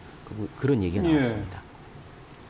근데 이거는 미리 알았을 것 같은 문제들인데 이게 이제 와서 결국 이제 뭔가 기준점을 마련해줘야 될 게 정책 당국인데 그걸 안 하고 있으니 자꾸 이제 업계에서는 아니 하려면 내년 1월에 하려면 이런 거 해줘야 되는데 지금 이 상태 이제 6개월 채 안 남은 이 상태에서는 한다고 해도 업계에서 준비하기 쉽지 않다 이 얘기를 한 거잖아요. 그렇습니다. 이거는 또 여권 이제 야권에서도 굉장히 굉장히 뭐 논란을 일으킬 만한 그런 게 계속 지적을 할 만한 그런 얘기 같긴 한데요. 네, 다음은 넘어가 보면 그다음에 또 우리가 이제 세금 문제, 특히 우리 근로자들 같은 경우는 이제 원천 징수를 다 하잖아요. 맞습니다. 근데 이게 또 걸릴 수 있을 것 같은데. 예, 맞습니다. 실제 이거는 제도상 허점으로 결국 네. 법상에서 이걸 투자자들의 편의성을 위해서 결국 바꿔줘야 그렇죠. 되는 그 부분인데 네. 이 부분이 저번에 이제 그 금투세 촛불 집회 과정에서도 얘기를 했고요. 사실 이제 배터리 아저씨 박순혁 작가도 각종 토론회에서 얘기를 많이 해서 아마 이제 뭐 지금 방송 보시고 있는 개인 투자자분들은 원천 징수 얘기에 대해서는 정말 이렇게 그 이렇게 좀 그 문제 제기를 하고 있는 그런 상황인데 지금 현재 이제 금투세법이 원안대로 시행을 하면 원천 징수를 일단 세금을 떼가고 나중에 그거를 이제 돌려받을 때 이제 신고를 해서 나중에 이제 환급받는 구조거든요. 그러다 보니까 일종의 그 한 대표도 얘기를 하는 게 원천 징수 방식으로 하다 보니까 결국 내가 이게 떼가는 걸 왕창 떼가니까 갖고 있는 자금이 그 일순간에 쭉 없어지다 보니까 그 순간에는 어떤 뭐 괜찮은 게 뭔가 뜨거나 요즘엔 워낙 뭐 미국 주식도 많이 뜨고 그러잖아요. 그럴 때 투자하려고 그래도 이미 그렇죠. 그 돈이 없는 상황을 그렇죠. 연말까지 간 다음에 네. 나중에 환급받아야 되는 그 공백 기간이 있잖아요. 그리고 이제 뭐 실제 나중에 그거를 신고하냐 마냐 뭐 어떤 불편함도 있고 근데 그걸 법상에서 원천 징수로 해서 나중에 환급받는 방식으로 지금 현행법에 규정이 돼 있거든요. 그러면 이제 내년에 1월이 시행이 되면 내년부터는 말하면 공백 기간 뭐 몇 개월 이상 되는 거고 그 뒤에 나중에 돌려받게 되면 투자자들 입장에서는 당장 투자해야 되고 그래야 되는데 네. 세금을 뺏긴 다음에 나중에 뒤늦게 돌려줘서 나중에 장 다 죽은 다음에 네. 그렇게 투자하라냐 뭐 그런 불만도 나오고요. 이 부분은 법을 좀 개정을 해서 투자자들이 피부로 저 불편함을 네. 느끼고 있는 부분입니다. 이게 월급 원천 징수하는 거랑은 이건 다른 건데. 그렇죠. 어떻게 뭐 그러니까 몇십만 저는 원 떼가는 수준이 예, 아니니까요. 문득 드는 예. 생각이 너무 세무 행정의 편의성만 그 들어가 있는 녹아 들어가 있는 그런 어떤 현재 제도 상태가 아닌가 싶은 생각이 드는데요. 원천 징수하면 뭐 세무당국이 편하죠. 한꺼번에 쫙 빼가면 되는 거예요. 그런데 그렇죠. 그 시장의 상황이 지금 말씀하셨던 그 부분도 있고 또 나중에 가서 이게 어떤 분은 수익이 날 수도 있지만 또 어떤 분은 손해가 날 수도 있는 그렇죠, 거고. 그렇죠. 그러면 더 커지는 거잖아요. 이 맞아요. 갭이. 맞아요. 그러게요. 이게 하나하나 진짜 세부적으로 들어가 보니까 뭐 문제가 안 많네요. 그 맞습니다. 굉장히 준비가 많이 부족한 상태라는 생각이 저는 사실 이제 지금 최 기자님한테 직접 예. 들어서 더 그런 생각이 드는데 이제 좀 더 이게 너무 준비가 안 돼 있다는 생각이 좀 계속 저는 드네요. 그래서 뭐 일종의 뭐 준비 부족, 그래서 충분한 준비 시간이 필요하다. 네. 근데 그 외에 뭐 그 내용도 보면 그 기관, 유관 기관에 뭐 주식 입출고 할 때 어떤 취득 단가가 제공되지 않아서 그거를 전산상으로도 정리하는 것도 어렵다 그렇게 얘기를 해가지고요. 아 제가 이렇게 쭉 보다가 궁금한 게 우리나라가 IT 강국인데 그렇죠.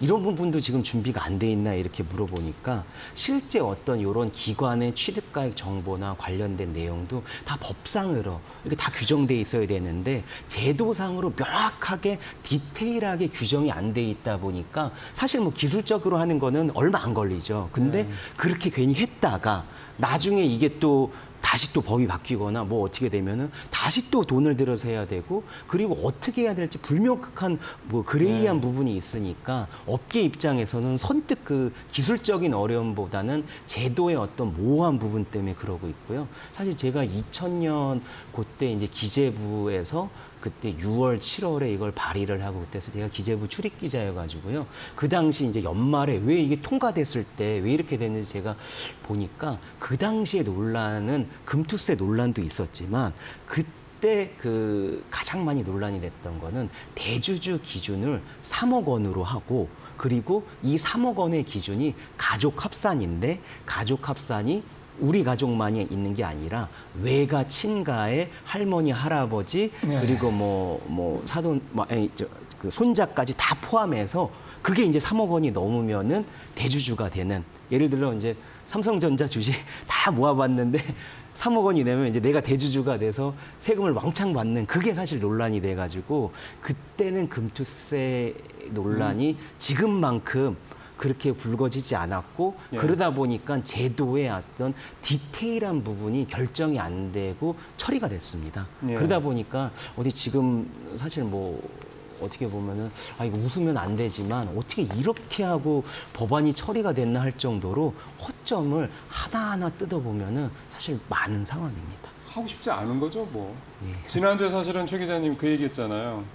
제가 좀 정확하게 성함을 기억이 안 납니다만 정무위 국힘 간사. 예. 윤한홍. 네, 윤한홍 예. 의원 얘기하시면서 그때 그 윤한홍 의원이 공무원들의 그런 그렇죠. 관료주의적인 예. 행태를 여당임에도 불구하고 굉장히 질타를 했다라는 그렇죠. 말씀을 예. 하셨거든요. 사실 지금 내용 말씀 딱 그거네요.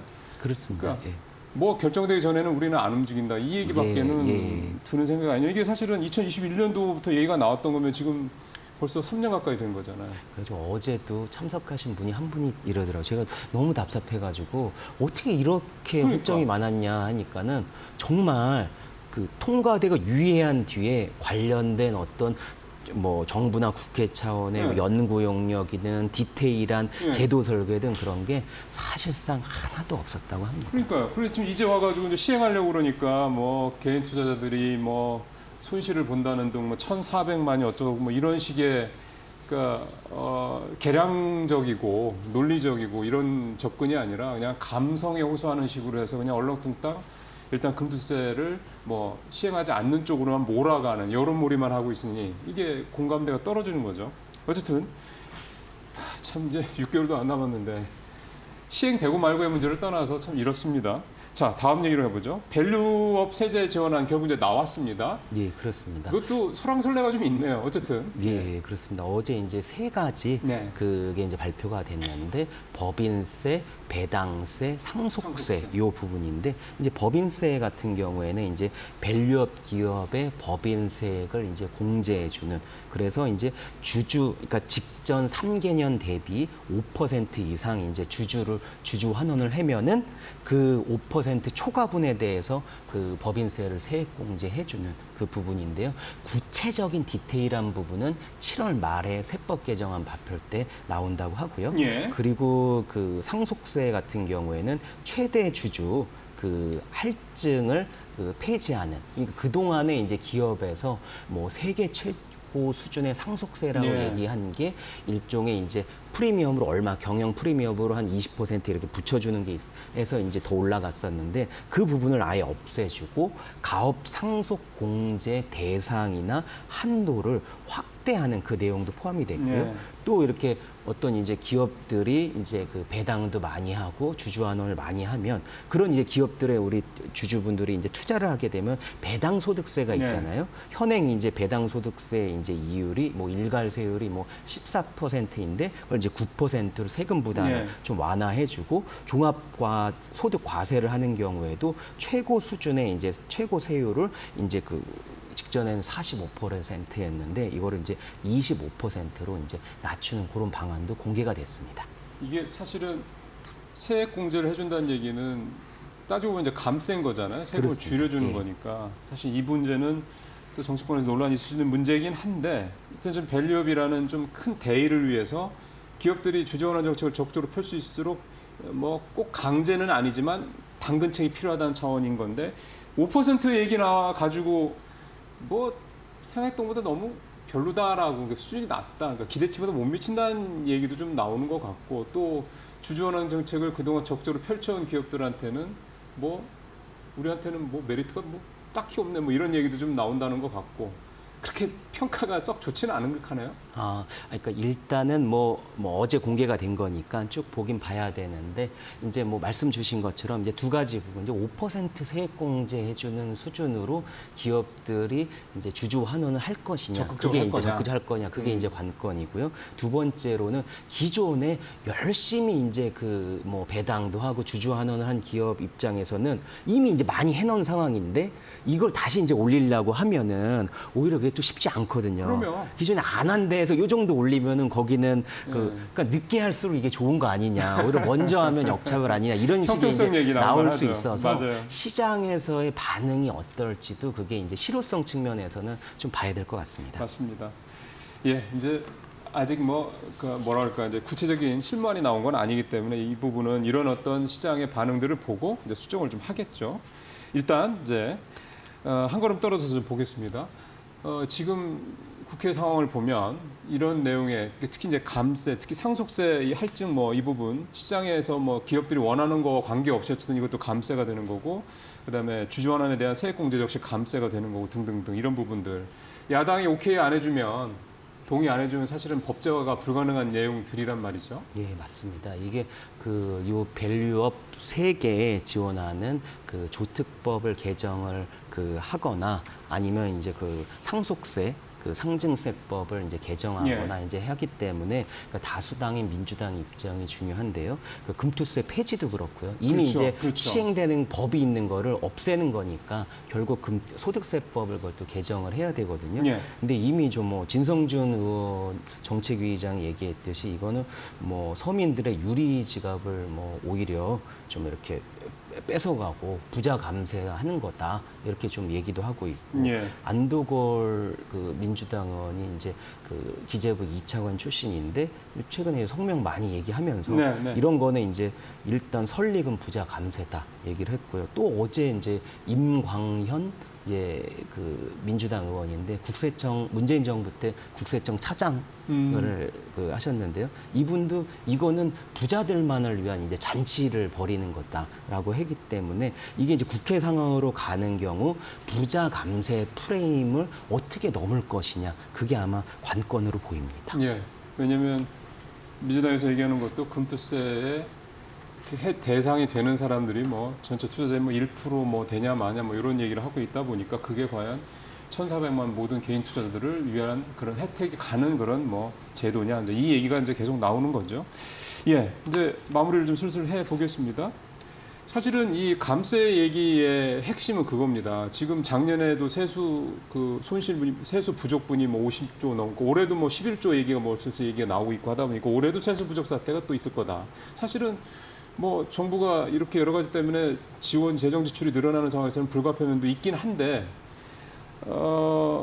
중요한 거는 이런 감세의 규모라든가 이런 것들이 정말로 재정 건전성에 훼손을 가할 정도의 규모냐라는 걸 사실은 또 정량적으로 계산을 해보고서 이런 논리를 펴야 된다고 생각하거든요. 혹시 이번에 얘기 나오면서 그렇게 수치화되거나 이런 것들 얘기가 나왔나요? 사실 지금 보면 금투세 폐지, 상속세 완화, 그리고 법인세 깎아주는 거, 상속세 할증세 없어주는 이게 세수 전체가 얼마인지 그 팩트 체크부터 해야 되는데. 사실 이제 월요일 날 기재부 브리핑 어제 보면은 자료나 어디에도 그게 안 나와서 실제 저도 이제 기재부에 이제 세제실 쪽에 물어봤거든요. 근데 현재로서는 그 자료가 없답니다. 왜 그러냐면 측정이 힘든 게 법인세를 깎아주는 뭐에든 기업이 참여하는 만큼 그거를 없애주는 거고 상속세를 없애주는 거는 나중에 상속 관련된 오너들이 이제 사망을 했을 때 그거를 이제 사망 시점을 추산을 해야 하기 때문에 현재는 없는 상황인데 어쨌든 금투세 관련돼서는 연구 논문을 통하면은 한 연간 한 1조 원 이상? 그러니까 어쨌든 조 단위로 감세가 있는 그런 상황이래 가지고 사실 몇 조라고 하면 그래도 보는 입장에서 보면 적은 그런 거는 좀 많은 건 아닌 상황인데 사실 이게 좀 오늘 방송에서 초반에 말씀을 드리고 싶었던 게 김병환 지금 금융위 이제 내정자한테도 똑같은 질문을 했습니다. 민주당이 반발할 거고 부자 감세 프레임을 어떻게 넘을 것이냐라고 얘기를 하니까 딱 그 얘기를 하더라고요. 시장의 힘으로 그거를 설득을 해보겠다. 그러니까 얘기를 하는 게 결국 정부나 어디나 다수당이나 그게 안 되니까 결국 이 추진하는 거는 그동안에 시장에서 원했던 거고 개인 투자자들이 원했던 거고 했기 때문에 어쨌든 여론을 좀 등에 업고 이런 얘기들을 언론에도 많이 얘기도 하고 그리고 시장에서도 아예 이제 김병환 후보자 내정자는 얘기를 하더라고요. 시장에서 좀 도와줘야 된다. 그래야지 이 정책이 성공한다. 이런 얘기를 하고 있어가지고요.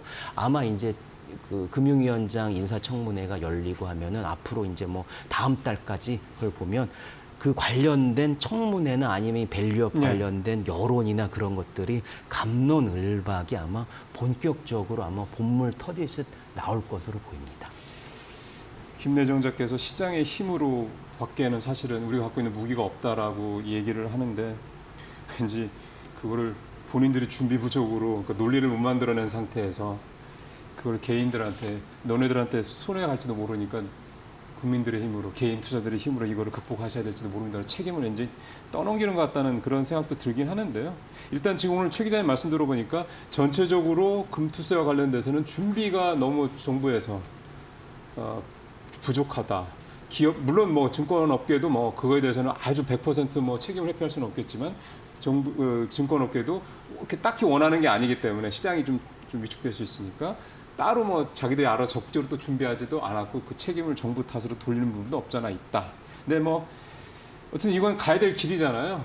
금투세를 도입을 하냐 안 하느냐라는 사실 그 부분도 굉장히 중요하지만 지금 저희가 최 기자님 말씀을 통해 들은 거는 그 과정이 좀 우리가 너무 여러 가지로 좀 매끄럽지 못하다는 게 좀 안타깝다는 생각마저 듭니다. 최 기자님 말씀 잘 들었습니다. 예, 감사합니다.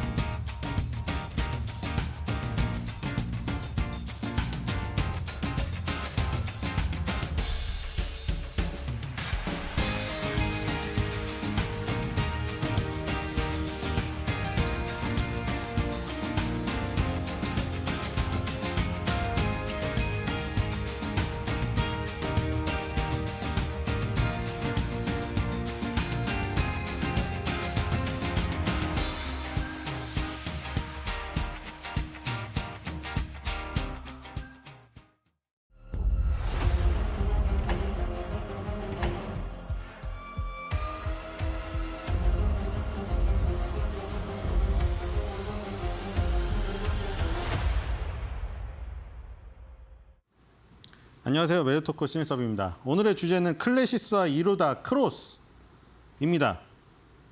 자, 장성규 씨가 클래시스를 띄웠다고 얘기들을 하는데 클래시스의 기술력이 없었다면 장성규 씨가 나와서 아무리 변화된 모습을 보여준다고 한들 떴을까요?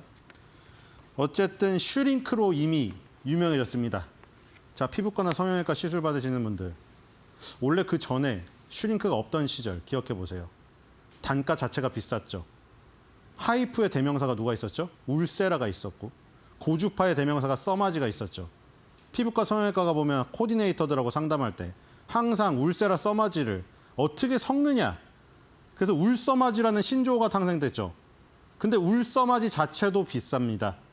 그래서 울세라랑 써마지라는 외산 의료기기가 완전 점령하고 있던 시장을 클래시스가 깨고 들어가기 시작한 거죠. 울세라의 벽을 깨고 들어간 하이프 기기가 슈링크고 그 다음에 써마지의 벽을 깨고 들어가려고 하는 고주파 기기가 볼류머죠. 그래서 지금 뭐 울써마지 이게 원래 보통 조합이었다면 요즘에는 그 클래시스의 슈링크와 볼류머를 조합한 슈뉴머 무슨 뭐 볼슈머 아니면은 외산하고 국산하고 크로스하는 경우도 있습니다. 울세라랑 볼류머를 섞기도 하고 혹은 이 하이프에서 울세라가 비싸니 울세라 한 번에 슈링크 3회 뭐 이런 식으로.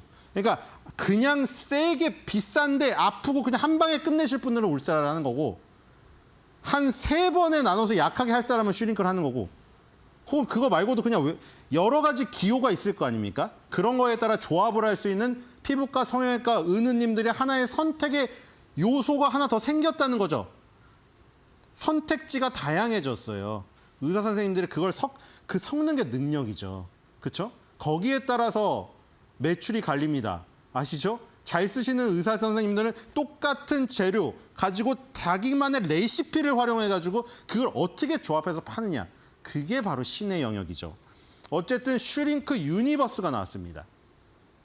자, 뭐가 틀리냐? 슈링크랑 슈링크 유니버스는 틀린 게 당연히 유니버스가 붙었는데 뭐가 바뀌어야지. 안 그러면은 슈링크 유니버스라서 돈을 더 받았는데 바뀐 게 없으면 환자가 맞겠습니까? 코디네이터가 아무리 꿀에 발린 이불을 꼬셔도 안 되죠. 모드가 생겼어요.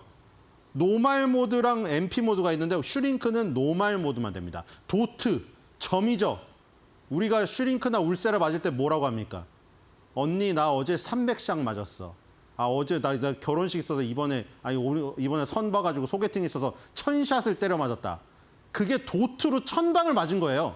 점으로. 근데 문제는 점으로 이렇게 찍으면 아무리 촘촘히 점으로 찍어도 점과 점 사이가 있죠. 여길 채워넣지 못합니다. 점 사이를 진짜 촘촘히 얼굴 전체를 다 맞으면 거의 2000방을 맞아야 돼요. 그럼 부작용이 생기거든요. 그래서 유니버스에는 MP 모드가 생긴 겁니다. 그러니까 쉽게 말해 리니어 모드요. 리니어. 다음으로 넘어가면 나옵니다. 선이에요. 선으로 바꿀 수가 있어요. 이것도 사실 의사의 능력이죠. 의료기기 업체는 어떤 다양한 기능성을 제공하는 거지 그거를 손기술을 이용해서 더 새로운 레시피를 개발하는 거는 의사 선생님들의 실력이고 그 차이가 매출을 극대화하는 차이가 벌어지는 겁니다. 다음으로 가보면 MP 모드가 나옵니다. 자, MP 모드를 써서 시간 절약을 할 수가 있는 거죠. 자, 이건 도트 모드입니다. 노멀 모드죠. 노멀 모드는 이렇게 점으로 찍혀요. 300샷이라고 하면 이 점을 300번을 때리는 거죠. 뭐 100, 1000번을 때리려면 얼굴 말고 목까지 다 해야 돼요. 그리고 이 MP 모드로 하면 리니어로 나옵니다. 선으로 그어지게 되죠. 선으로 그어지게 된 건 따로 준비를 안 했는데 얘는 도트로 찍히는데 리니어 MP 모드는 줄로 찍혀요. 그럼 뭐가 좋냐? 우리 어렸을 때 산수 시간에 다 하지 않았어요?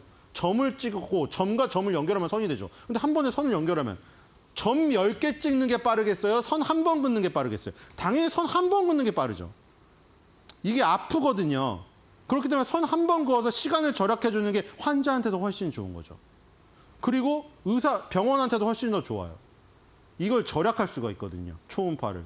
그렇기 때문에 이 모드를 잘 활용하면서 왔다 갔다 할 수 있는 게 슈링크 유니버스죠. 그래서 진화한 모델이 나왔고요. 그 다음에 볼륨어입니다. 이거는 지금 초음파를 갖고 한 것이고 고주파를 갖고 한 그 써마지가 점령하고 있다는 시장을 뚫고 들어간 볼륨어가 나와요. 자, 볼륨어로 갑시다.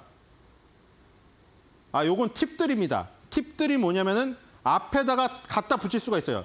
이게 뭐 2mm, 6mm 뭐 있잖아요. 이게 진피층을 더 누가 깊숙이 뚫고 들어가느냐. 뚫고 들어갈수록 아프죠. 하지만 효과를 극대화하고 싶은 환자가 있습니다. 선생님이 저 다음 달에 바로 중요한 소개팅 선이 있습니다. 강하게 해주세요. 그런 사람에게는 강하게 진피층 속으로 넣어버리겠죠. 팁을 바꿔서 끼면 됩니다. 아까 핸드피스가 있죠. 핸드피스 앞에 그걸 갈아 끼는 거예요. 그러니까 이게 레시피를 만들어내는 능력이 얼마나 중요한지 알겠죠. 어쨌든 슈링크는 아주 다양한 선택지를 피부과 성형외과 의사에게 제공을 합니다. 자, 다음으로 넘어가겠습니다. 이거 무슨 코디네이터 시간도 아니고.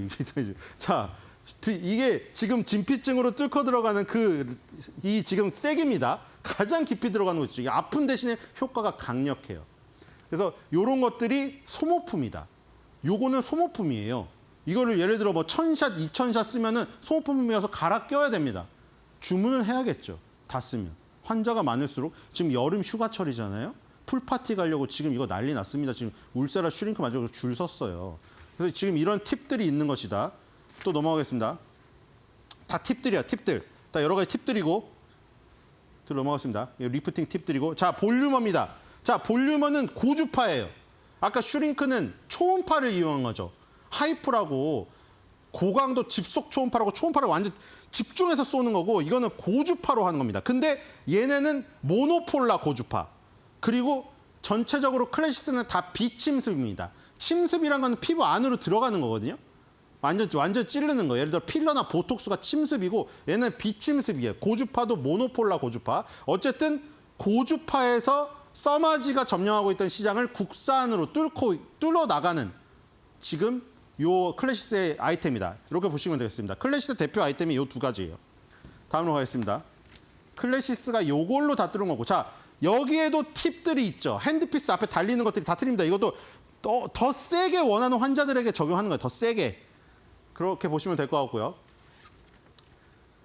자, 소모품이 저런 팁들이 왜 중요하냐? 소모품들이 뭐 2,000, 3,000샷 맞으면은 소모품이 달아요. 그래서 여기 보시면은 소모품 비중이 요 진한 회색으로 돼 있죠. 소모품 비중이 떨어지니까 영업 마진이 OPM 영업이익 마진이 같이 떨어지는 모습을 보이고 있고요. 소모품 매출이 느니까 영업이익이 그대로 데칼코마니처럼 올라갑니다. 여기서 알 수 있는 거는 본 기기를 다 팔았어요. 이제 우리가 프린터 기기를 생각하면 돼요. 프린터 기기를 다 팔았어요. 프린터 기기 쓰다 보면 뭐가 필요합니까? A4 용지가 필요하고 잉크가 필요하겠죠. 프린터를 하루에 막 몇백 장씩 뽑아내면은 계속 A4 용지 회사에 프린터 잉크 회사에 계속 주문을 해야 돼요. 이것도 똑같습니다. 일단 클래시스 기기가 피부과 성형외과 다 들어왔어요. 이제 환자가 막 물밀듯이 들려옵니다. 그리고 환자들의 다양한 그 요구를 들어줘야 해서 팁을 여러 가지를 계속 썼어요. 그 막 300샷, 400샷, 1000샷 맞는 환자가 엄청나게 많아요. 그러면 소모가 되죠. 소모품을 주문해야 되는데 마진이 높은 게 소모품이 높은 거예요. 그 본 기기보다. 그러니까 소모품 매출이 늘어나면 늘어날수록 이득이죠. 클래시스는.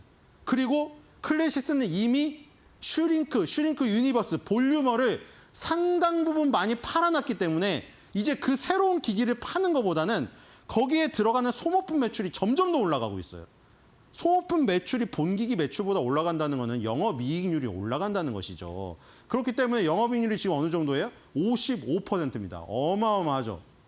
100원 팔면 55원이 남아. 이게 진짜 돈 되는 장사입니다. 여기가 지금 여기 저점을 찍은 부분이 여기죠. 볼륨어가 출시되고 슈링크 유니버스가 브라질 진출 해서 여기서부터 저점을 찍고 올라갔어요. 그러니까 슈링크랑 슈링크 유니버스란 초음파 기기로 일단 울세라가 점령하고 있는 시장을 조금씩 깨고 들어가고 있는 와중에 볼륨어라는 고주파 기기가 첨가가 되면서 써마지가 점령하고 있던 시장마저 이제 도전을 하기 시작하니까 여기서 이제 소모품이 늘어나기 시작한 거예요. 그리고 여기 보듯이 브라질, 클래시스의 최대 수출국은 브라질입니다.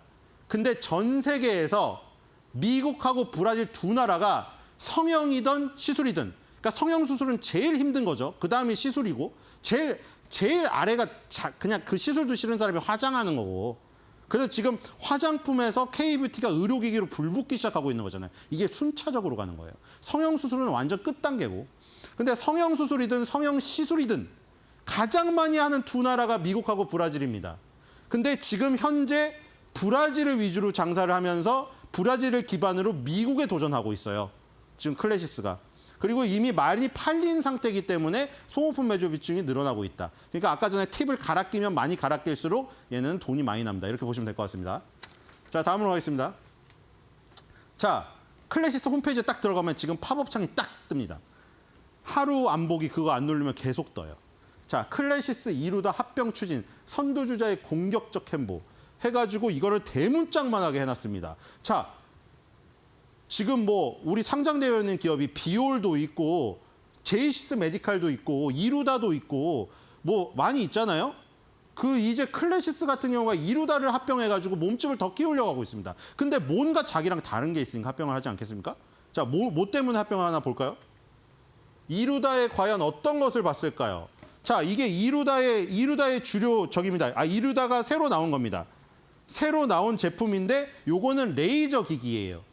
그러니까 지금 클래시스 같은 경우는 슈링크가 초음파라고 했죠. 볼륨화가 고주파죠. 옛날에 루트론이라는 종목이 상장되어 있었는데 지금 상장 폐지됐죠. 안 좋아서 상장 폐지된 게 아니라 사모펀드가 인수해서 상장 폐지시켰어요. 그렇죠? 상장회사로서 부각되기 싫다고. 근데 루트로닉이 레이저의 최강자였습니다. 근데 루트로닉은 레이저가 미용뿐만 아니라 황반변성 같은 의료 쪽도 지금 있었어요. 근데 이 지금 이루다 같은 경우에는 미용 쪽 의료기기의 최강자예요. 그래서 클래시스가 다루지 않은 포트폴리오를 가져올 수가 있는 거죠. 이루다를 만약에 합병하게 되면은 그럼 어떻게 되느냐? 초음파, 고주파, 레이저 포트폴리오가 이렇게 다 갖춰져요. 그리고 고주파에서 약간 다른데 이 지금 클래시스 같은 경우 아까 저기 그 볼륨어가 MRF예요. 뭐냐면 모노폴라 고주파예요. 비침습 고주파 중에 일종이거든요. 근데 얘네가 하는 고주파 기기는 뭐냐면 MNRF예요. 뭐냐면 마이크로 니들 고주파예요. 그러니까 미세한 침으로 뚫고 들어가는 침습 고주파입니다. 분야가 달라요. 고주파인데도 살짝 달라요. 다른 부분이에요. 그러니까 얘는 마이크로 니들 침습 고주파랑 레이저 의료기기를 주로 갖고 있고 그리고 지역도 다릅니다. 아까 전에 클래시스는 브라질이나 태국 같은 동남아시아 위주로 활약을 하고 있는데 얘네는 유럽, 미국에서 지지도가 있거든요. 그러니까 만약에 둘이 합치면 지역별로도 확장되고 국가도 확장되고 포트폴리오 자체가 다 다양해집니다. 그렇기 때문에 이루다랑 합병했을 때 시너지가 최고로 올릴 수 있을 거라 판단해서 지금 합병을 한 거고요. 지금 이 신제품은 레이저 기술이라고 했는데 새로운 레이저 기술이에요. VSLS라는 혈관구 레이저 기술을 적용해서 532 나노미터 파장의 레이저를 조사하는 겁니다. 얼굴에다가 몸에다도 가능하겠죠. 자, 다음은 이제 이루다 홈페이지에 보통 클래시스도 그렇고 이루다도 그렇고 홈페이지들이 이 미용 의료기기는 기기마다 따로 해놨어요. 보통 이렇게 하거든요. 이 지금 요 기기마다 홈페이지를 따로 만들어놨습니다. 다 비슷하거든요. 자, 다음 화면 보겠습니다. 자, 뭐 이 젊은 이 소녀 같은 사람이 나왔는데 니팟의 케렌시아에서 자신을 돌보고 나답게 살아갈 건강한 에너지를 만나보세요. 이래가지고 이런 기기가 있습니다. 뭔가 이 지금 미래에 인공지능과 함께하는 그림 같죠.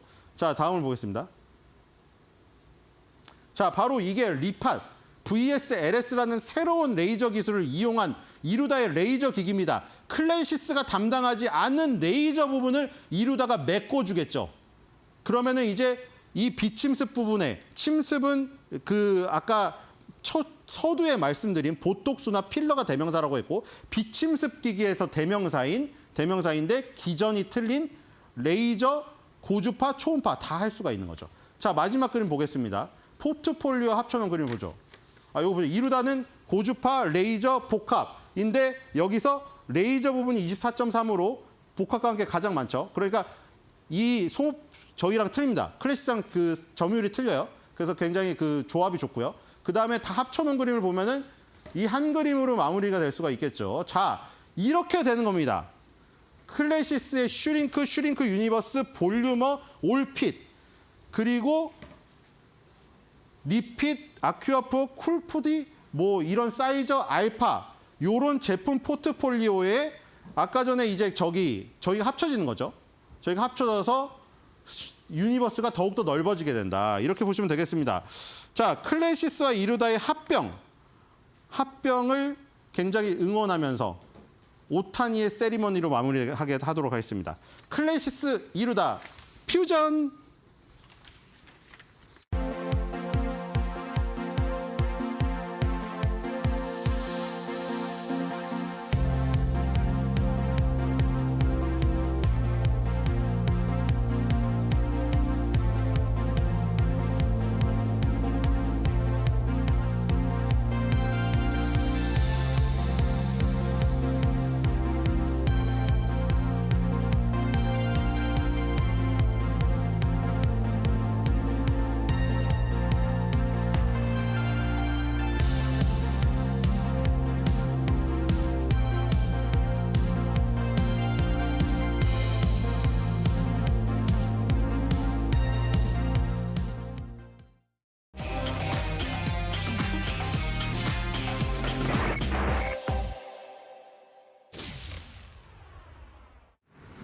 저희가 딱 오늘 이분과 함께 하려고 마음을 가다듬고 있었어요. 그래서 오만한 인터뷰에서는 오늘 미중산업경제연구소 조용찬 소장님과 얘기 나눠보도록 할게요. 소장님 안녕하세요. 예, 안녕하십니까. 네, 지난주에 이제 미국 가장 또 큰 최근의 이벤트라고 볼 수 있는 그 대선 토론회 있잖아요.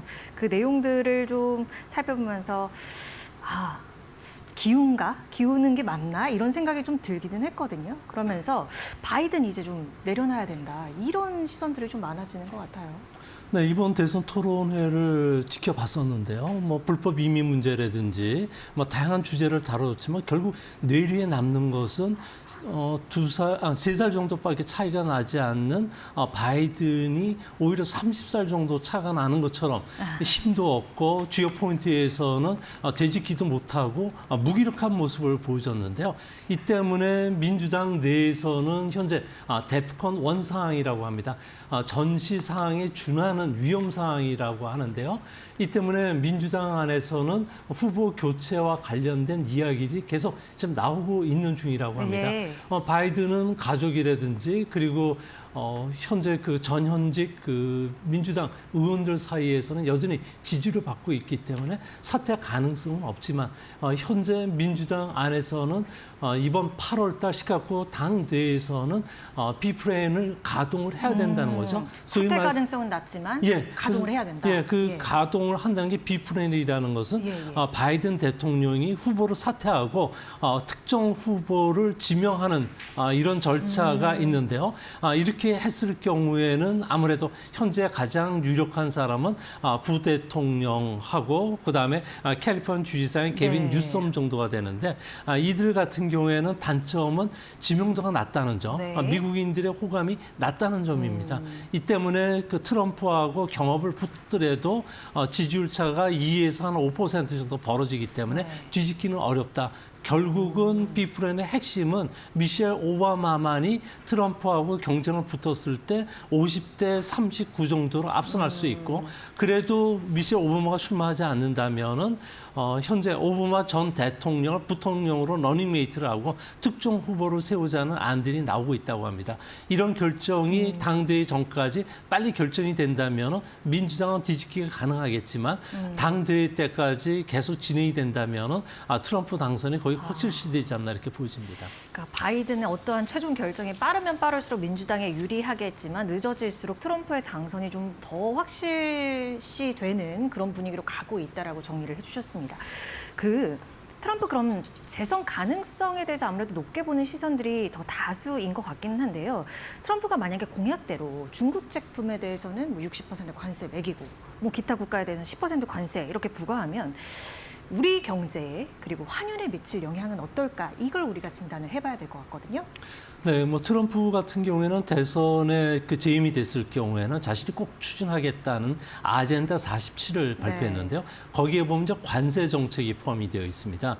관세 정책이라는 건 전 세계에서 수입하는 물자와 관련해서 관세를 부과하는 건데 중국 제품엔 60% 그리고 다른 동맹국에서 들어오는 제품도 10% 관세를 부과하면 자연히 수입품 가격이 올라가니까 미국의 물가는 0.1에서 0.3%포인트 정도 올라가게 됩니다. 네. 관세만 이 정도고 나머지 다른 정책까지 포함하면 1% 정도 물가가 올라가게 되는데요. 네. 이렇게 되면 당연히 연준 입장에서는 물가 상승의 압력이 높아지니까 금리를 인상할 수밖에 없는 상황이라고 합니다. 이렇게 되면 달러 강세가 좀 더 지속이 될 수밖에 없을 거로 보여지는데요. 이제 관세 인상은 단순히 물가만 올리는 게 아니라 성장률을 떨어뜨리는데 미국의 성장률은 장기적으로 1%포인트 정도 떨어지게 되고요. 우리나라는 0.4%, 중국은 마이너스 1.2% 성장이 떨어지게 된다고 합니다.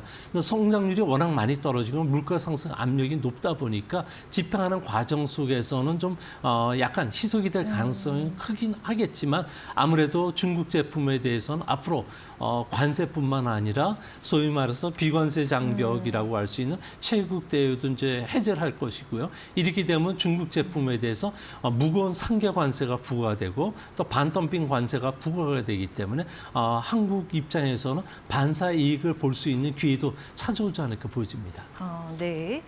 그러면 트럼프가 만약 대통령이 된다라고 가정을 했을 때 그 주식 시장에 좀 크게 미치는 영향은 어떨까요? 지금 말씀해 주신 것처럼 뭐 관세 부과에 따라서 뭐 미국 인플레이션 다시 한번 이렇게 힘을 불어 넣으면 아무래도 금리 동향은 우리가 기대한 것보다는 좀 늦춰지는 이러한 수순으로 가게 될 수도 있을까? 이렇게 좀 갑자기 겁이 나서요.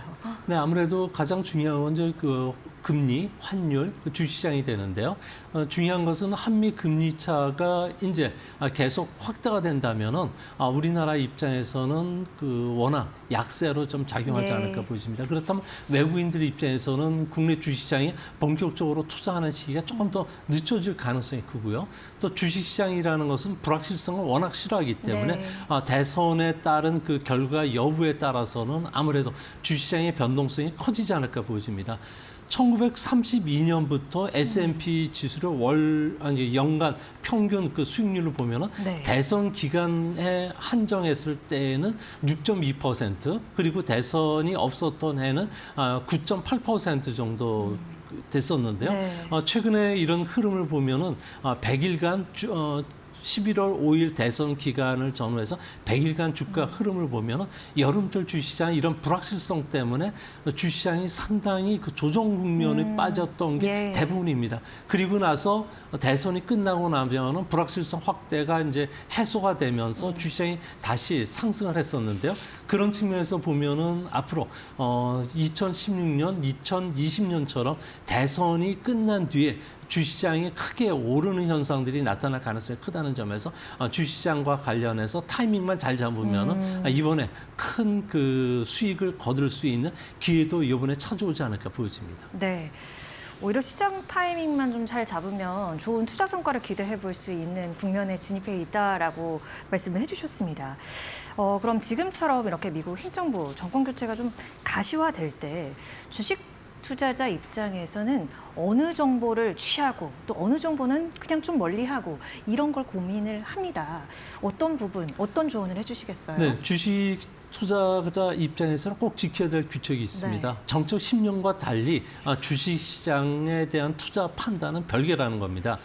미국의 모든 그 국민들 보면은 공화당과 민주당으로 나누는데 이 사람들 성향을 분석을 해보는 퓨 리서치 센터의 자료에 따르면 공화당원일수록 공화당일 때 경제가 좋았다. 그럼 민주당은 민주당일 때 좋았다고 평가를 한다고 그러니까 합니다. 정치 성향에 따라서 예. 그렇게 받아들인다는 거죠. 실질적인 뭐 어떠한 숫자 찍히는 것보다. 네, 그래서 주시장의 포트폴리오를 보면 네. 오바마 대통령 때 주시장이 16.3% 정도 상승했고 트럼프 때는 16% 상승했기 때문에 예. 별 차이가 없습니다. 또 지난 30년간 연평균 주식 투자 수익률이 10%인 점을 비교해 보면 이때 두 대통령 때가 좋았는데 두 대통령 때 공교롭게도 그들이 나타나는 정책이라는 재정 정책보다는 오히려 초저금리 정책이 계속이 됐고요.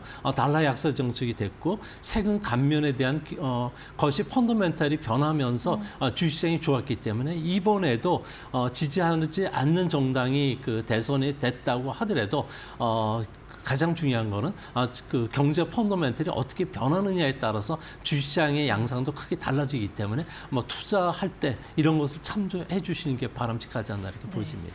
그러니까 개개인 후보들의 정책보다는 오히려 거시 환경, 예를 들어 뭐 초저금리라고 하든지 뭐 달러 약세 정책, 세금 감면 이런 쪽에 더 이제 크게 반응을 해서 주식시장이 움직임을 보였다. 그런 부분에 대해서 참고를 하는 게 좋겠다라고 말씀을 해주셨고요. 결국 이번에 대선도 누가 대통령이 될지, 뭐 의회 다수당이 될지는 여론조사를 통해서는 일단 쉽게 예측을 해볼 수 있겠습니다만 일단 주식시장의 투자 성과, 누가 대통령이 되든 예측이 좀 어렵다는 말로도 또 반면 그렇게도 들리거든요. 네, 현재까지는 주시장과 관련해서는 누가 대통령이 되느냐에 따라서 주시장의 투자 성과는 좌우되지 않는다는 게 원래 정설입니다. 이 때문에 선거 결과와 관련된 주식 그 성과, 경제 성과와 관련된 월가의 분석 보고서를 보면은 이거와 관련된 객관적인 자료를 내놓는 보고서는 지금까지 찾아볼 수는 없었고요. 네. 오로지 금융 정책이라든지 재정 정책, 노동 정책, 기업 실적, 밸류션에 따라서 주시장의 큰 그 성과가 결정이 됐다는 겁니다. 저희 이제 막 그래프도 준비해 주신 게 나오고 있는데 뭐 이렇게 연동해서 좀 살펴볼 수 있는 내용이 또 있을까요? 네, 그렇습니다. 이 내용을 보면은 네. 뭐 정책 분극화가 계속 진행이 될 수가 있는 상황이기 네. 때문에 뭐 트럼프가 대통령이 되든 아니면 바이든이 대통령이 되든 그들의 정책이 나중에 의회 내에서 다시 그 분극화를 통해서 그 규모들이 좀 정리가 되기 때문에 네. 생각했던 것보다도 경제적인 파급 효과가 그렇게 크지 않다는 점은 그림에서도 분명히 나타나고 있습니다. 그렇군요.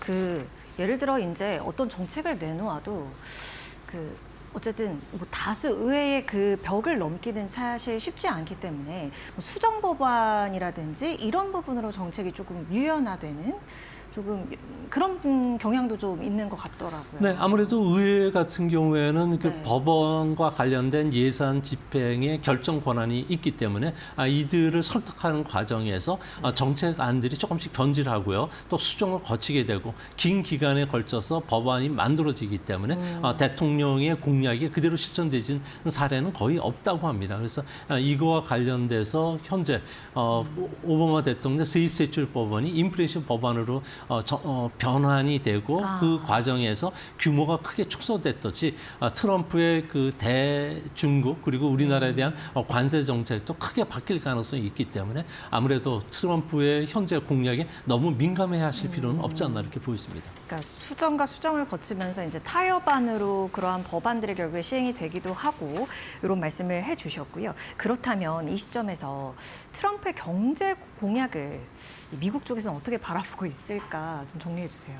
네, 아무래도 이 문제와 관련해서 16명의 경제 그 노벨상 수상자들 예. 같은 경우에는 권위 있는 사람들. 권위 있는 사람들이죠. 그래서 이미 TV 토론 그 하기 이틀 전에 트럼프에 대해서 그 반대 의견을 지금 내세웠는데요.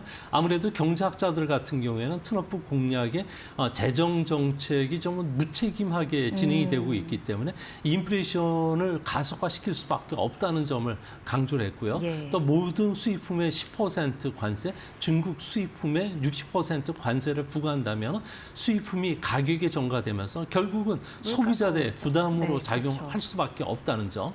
그리고 또 이민 규제를 강화하면은 미국 같은 경우에는 3D 업종에 종사하는 사람들은 대부분 저임의 그 불법 이민자들인데 물가 상승 압력이 더 높아진다는 겁니다. 그렇게 됐을 경우에 트럼프 같은 경우에는 이런 그 감세 정책을 통해서 쓰겠다고 하지만 감세 정책은 시차를 두고서 나타나는 현상이기 때문에 이거를 만회하기 위해서 중앙은행으로 하여금 금리를 인하시킬 가능성이 큰데요. 이렇게 됐을 경우에 미국 달러 신인도로 떨어질 수가 있기 때문에 상당히 좀 위험하다는 신호음을 좀 나타나고 있습니다. 이 때문에 트럼프가 대통령이 그 확률이 좀 더 높아진다면 이번 3분기의 주가 조정은 좀 더 길어질 가능성이 있지 않나 이렇게 보입니다. 네, 그러니까 뭐 물가 측면도 그렇고 고용 측면에서도 그렇고, 그러니까 뭔가 트럼프 제 집권 시에 뭐 인플레이션 압력을 증가시킬 수 있는 그런 요인들에 대해서 아마 집중을 하고 있는 것 같은데 트럼프의 감세 정책 역시나 조금 효과에 있어서 물음표가 지어지는 것이 많다라고 이야기를 했고 또.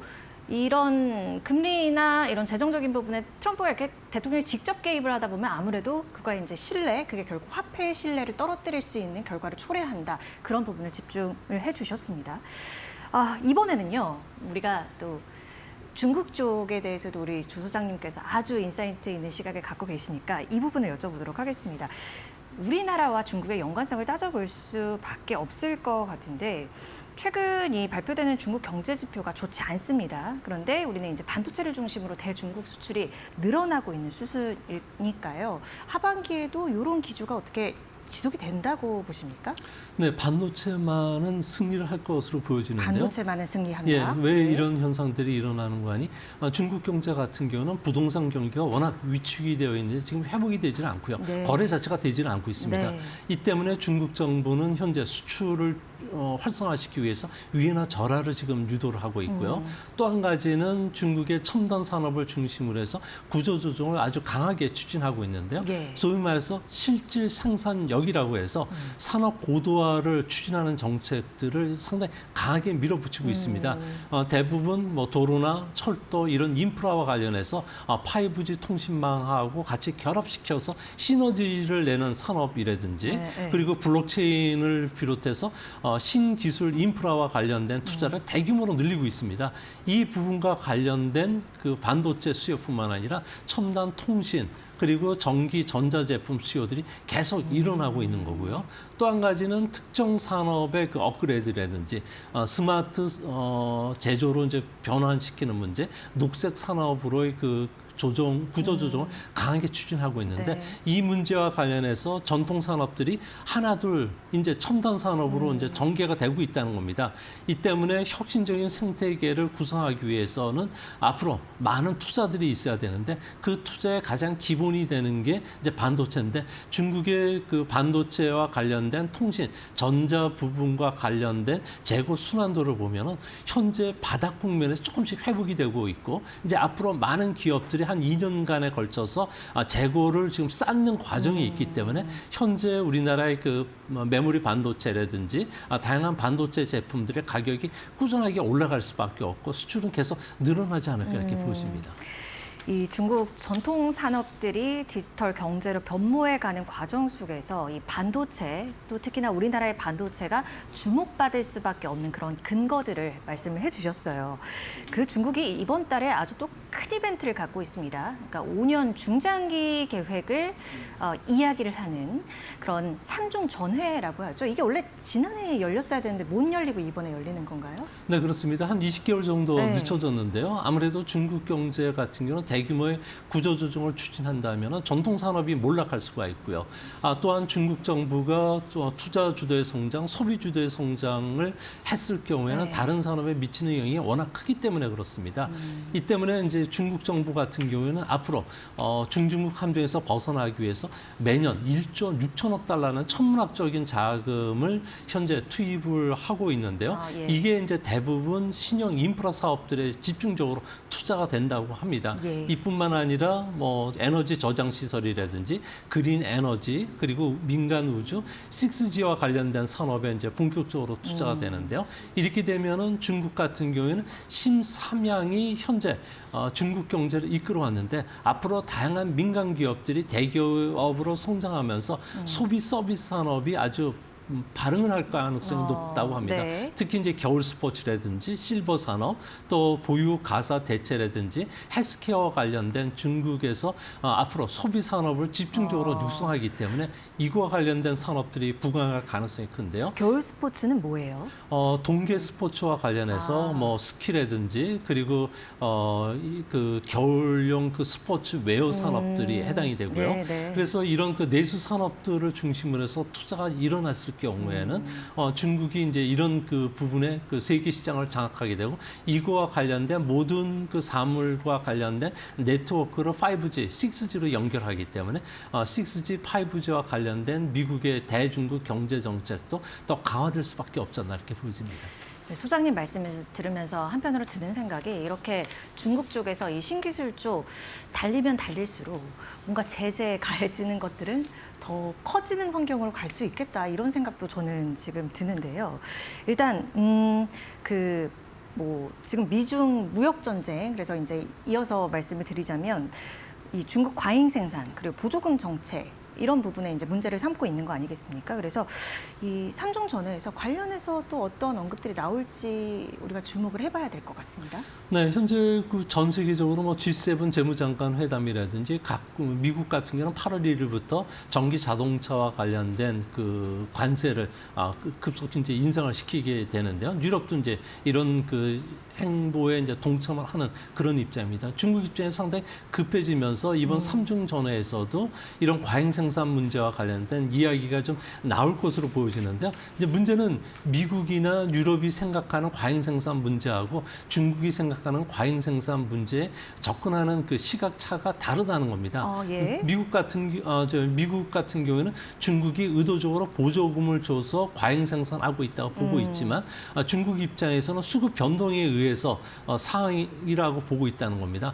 코로나 팬데믹 기간 동안에 공급망이 붕괴됐지만 중국은 공급망이 붕괴되지 않고 자연적으로 재가동이 되면서 이런 그 수요에 맞춰서 생산이 이루어지고 있다는 네. 점. 그리고 코로나 이후에 미국 같은 경우에는 긴축 정책을 폈지만 중국은 금융 완화 정책을 피면서 이런 산업들을 계속 이끌었고 올해도 전기 자동차와 관련해서 1,000만 대 정도 생산을 하고 있기 때문에 이제 앞으로 그 중국 입장에서는 전 세계 신삼양과 관련해서는 70% 정도 공급을 해주고 있는데 네. 이 문제와 관련해서 국제 이슈화되는 것도 피할 예정으로 있고요.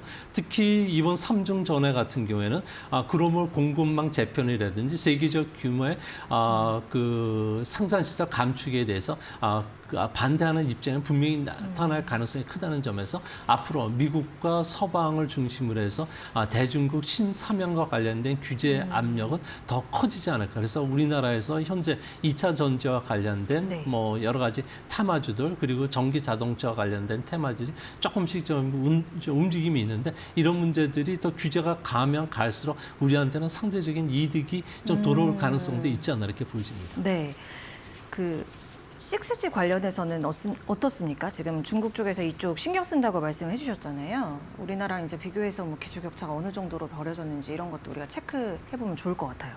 네, 6G와 관련해서는 중국이 5G의 글로벌 표준을 확정을 하면서 세계 경제에 커다란 충격을 줬는데 6G도 현재 2010년부터 본격적으로 이제 투자가 들어가기 시작했고 2020년부터 인공위성도 발사하고 그러면서 6G가 5G보다는 통신 접속 속도가 10배 정도 빠르고요. 네. 또 5G보다 10배나 더 많은 접속 수를 기록할 정도로 상당히 강력해지는 그 시스템을 구축하고 있는데요. 이 때문에 보안을 위해서 중국 같은 경우는 양자 암호도 지금 상당히 국가 차원에서 키우고 있고 6G 도입을 위해서 인공위성뿐만 아니라 적어도 중고도 고고도의 그 비행기를 띄워서 무인 비행기가 되겠죠. 이를 통해서 통신을 좀 직접적으로 좀 전달하는 이런 산업들을 좀 추진하고 있는데요.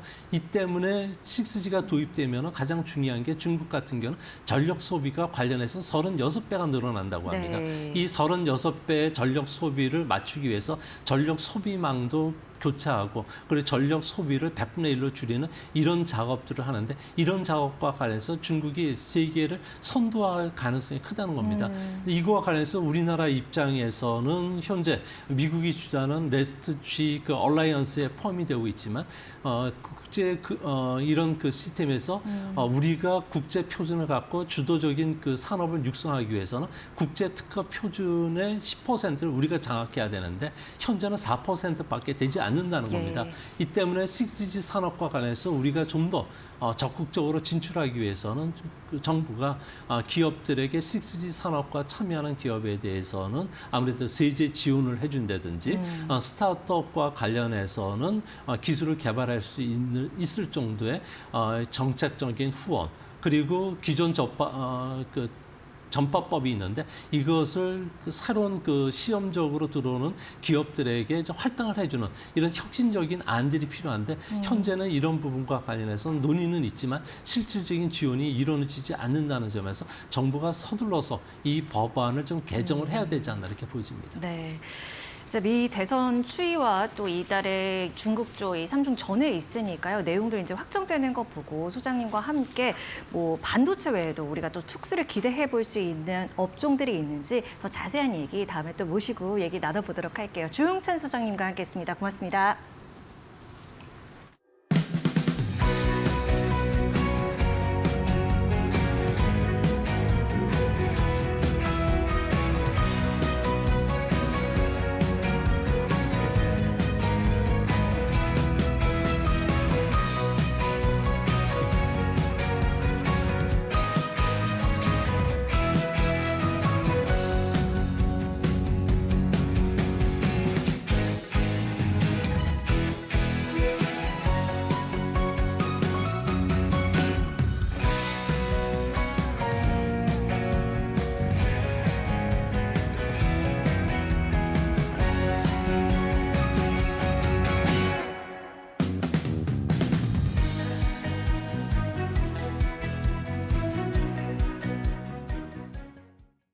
예, 내일 이제 삼성전자 2분기 잠정 실적 발표가 됩니다. 세부적인 내용이 발표되는 거 아니고 잠정치 때는 이제 큰 부분, 그러니까 반도체, 뭐 가전, 휴대폰 이렇게 큰 부분의 실적이 발표되긴 하는데 역시 그중에서 가장 큰 관심사는 반도체가 되겠습니다. 삼성전자 2분기 실적에 대한 증권가의 컨센서스부터 한번 살펴보면서 얘기를 좀 풀어나가 보도록 하겠습니다. 자, 오른쪽 그래프를 막대 그래프를 보시면 되는데요. 2분기 실적 전망치 일단 하얀색 막대 그래프가 지금 겁니다. 매출액 73조 6천억대, 그다음에 영업이익은 8조 2천억 원대. 3개월 전에 나왔던 71조 7천억대, 그다음에 영업이익 6조 9천억대에 비해서 매출도 거의 2조 원 이상 좀 증가를 하고요. 영업이익도 1조 3천억 정도 이렇게 더 늘어날 것으로 됩니다. 그러니까 상향 조정이 되고 있다 이런 얘기죠. 그만큼 기대치가 높아지고 있다 이런 얘기가 되겠습니다. 전체적으로 전년 대비해서도 매출은 20% 이상, 영업이익은 뭐 1,100% 이상 증가하는 거니까 작년과 비교해서는 완전히 환골탈태를 삼성전자가 하고 있다. 실적이 그렇게 보실 수가 있는 건데요. 이렇게 실적에 대한 전망치가 높아가고 있다는 걸 사전에 감지할 수 있었던 거는 역시 외국인들의 순매수라고 볼 수가 있겠습니다. 외국인들 순매수 어떻게 진행되는지 한번 보겠습니다. 올 1월부터 외국인들 순매수 계속해서 하고 있습니다. 2조 이렇게 사다가 5월 달에 좀 2조 넘게 좀 팔았죠. 그러다 6월 달에 다시 2조 넘게 또 사면서 올해 상반기 동안에만 외국인들이 삼성전자를 7조 9천억 넘게 거의 8조 원 가까이 샀습니다. 2위가 SK하이닉스였는데 SK하이닉스가 3조 8천억 대니까 2위보다 순매수 규모가 2배가 훨씬 더 넘는다. 그 정도로 외국인들은 상반기에 삼성전자에 굉장히 집중을 했다 이렇게 보실 수가 있는 거고요.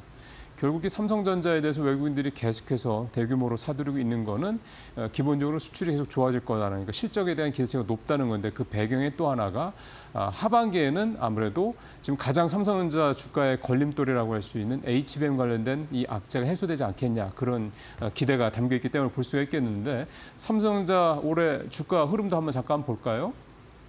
보시는 것처럼 좀 초반에 굉장히 부진하다가 1월 1분기 좀 즈음해서 좀 뛰었죠. 그때 8만 6천 원대까지 갔다가 다시 이제 내려앉으면서 최근에 5월 말 6월 초 그때 7만 원대 초반까지 떨어졌었습니다. 그리고 그때 이후로 이제 지금까지 약 한 10% 정도 상승해서 오늘 8만 4천 원대까지 갔으니까 주가가 10% 이상 좀 올라가고 있는 그런 상황입니다. 2분기 실적에 대한 기대치가 높아지면서 그 이후로 계속해서 여기에 외국인 순매수까지 이제 겹치면서 주가가 삼성전자가 최근에 많이 반등을 했다. 상반기에 4% 정도밖에 못 올라서 SK하이닉스의 뭐 20분의 1 정도다, 20분의 1 가까이밖에 안 됐던 거에 비하면 최근 분위기는 SK하이닉스보다는 훨씬 더 탄력이 있다 이렇게 볼 수가 있겠습니다. 말 나온 김에 이제 삼성전자 이렇게가 주가 상승 또 실적 전망에 바탕이 되고 있는 HBM 얘기를 좀 해보도록 하겠습니다. HBM 그래프 좀 한번 보죠. 글로벌 HBM 시장 점유율은 이게 작년 말이니까 지금은 조금 변화가 있을 겁니다. 잘 아시는 것처럼 SK하이닉스가 절반 이상 53%를 차지하고 있고 삼성도 비중이 그렇게 낮은 건 아닙니다. 38%. 마이크론 테크놀로지가 9% 정도긴 한데 이렇게 비중으로 보면은 삼성전자가 뭐 그렇게 별로 밀리는 것 같지 않지만 엔비디아에 납품을 못하고 있다는 것 때문에 SK하이닉스와 마이크론 테크놀로지에서 삼성전자가 좀 많이 밀리고 있는 게 아니야 이런 얘기들이 나오고 있는 게 사실인 것 같습니다. 근데 거꾸로 얘기하면은 엔비디아에 납품을 시작한다 그러면 이 비중이 더 늘어날 수도 있고 또 그만큼 삼성전자의 주가라든가 그동안 저평가된 부분들이 해소될 수 있다. 이렇게 역으로 또 생각을 해볼 수가 있는 부분이기도 하고요. 외국인들이 상반기 내내 이렇게 삼성전자에 대해서 관심을 갖고 주식을 사들이는 이유도 결국은 이 부분, 그러니까 상반기 삼성전자 주가의 발목을 잡았던 HBM 악재 부분에 대한 부분이 해소될 것이라는 기대감이 담겨 있다. 이게 뭐 근본적인 이유라고 볼 수가 있겠습니다. 올해 삼성전자 전체적으로 한번 또 보면은요. 하반기로 갈수록 기대치가 높아지고 있는 거는 사실입니다. 현대차증권에서 나온 얘기를 놓고 보더라도 다음 표 한번 가볼까요? 보더라도 HBM을 제외하고도 낸드와 D램, 즉 삼성전자의 주력 쪽의 이 제품들의 단가가 올라가고 있고 수요가 늘어가고 있기 때문에 후반부로 가면 갈수록 삼성전자의 실적에는 기대감이 있다, 더 좋아질 거다 이렇게 얘기를 좀 하고 있는 거고요. 그러니까 결국 중요한 거는 HBM 때문에 좀 가려져 있지만 메모리 쪽에서는 삼성전자가 글로벌 점유율 1위가 분명한 회사라는 거고요. 거기에 HBM이 납품이 들어가고 오늘 앞서 이제 뉴스 브리핑에서도 얘기했습니다만 이 CXL 같은 넥스트 HBM 쪽, 메모리 쪽에 이런 쪽에 대한 우리가 표준화 작업도 우리가 유리한 쪽으로 간다고 그러면 메모리 쪽에서의 삼성전자의 어떤 그런 시장 장악력은 그렇게까지 크게 훼손되지 않을 수 있다. 이렇게 볼 수가 있다라는 겁니다. 내일 실적 발표가 난 다음에 현대차증권의 노근창 센터장하고 삼성전자 실적 발표에 대한 내용들 자세히 분석을 해볼 겁니다. 거기에서 2분기 실적뿐만 아니라 3분기, 4분기, 즉 하반기 전망, 그 이후의 전망까지도 삼성전자에 대해서 이런 기대감들이 계속해서 반영될 수 있는지에 대한 부분들 좀 더 자세하게 살펴보도록 하겠습니다.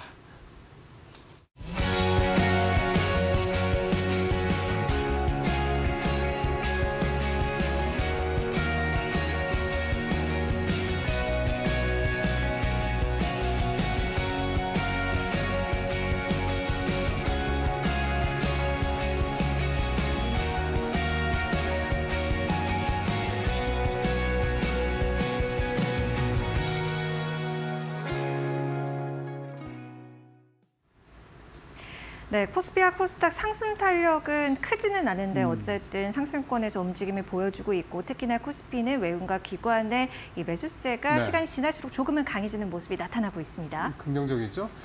자, 오늘 클로징에서 좀 사진 한 장을 좀 준비를 했습니다. 네. 이 사진의 주인공 JP모건의 마르코 콜라노비치 수석 전략가인데요. 이 사람은 S&P 500 지수가 연말에 4,200까지 떨어질 것이라고 거의 유일하게 월가에서 약세론을 주장했던 전문가인데 사퇴를 했습니다. 사실은 경질이 됐다고 봐야 되는 거죠. 이쪽 얘기는 남들 다 올라간다는데 왜 너만 이제 계속 약세를 얘기하느냐, 이제 그만둬야 되겠다, 이제 그런 식의 얘기가 좀 나오고 있습니다.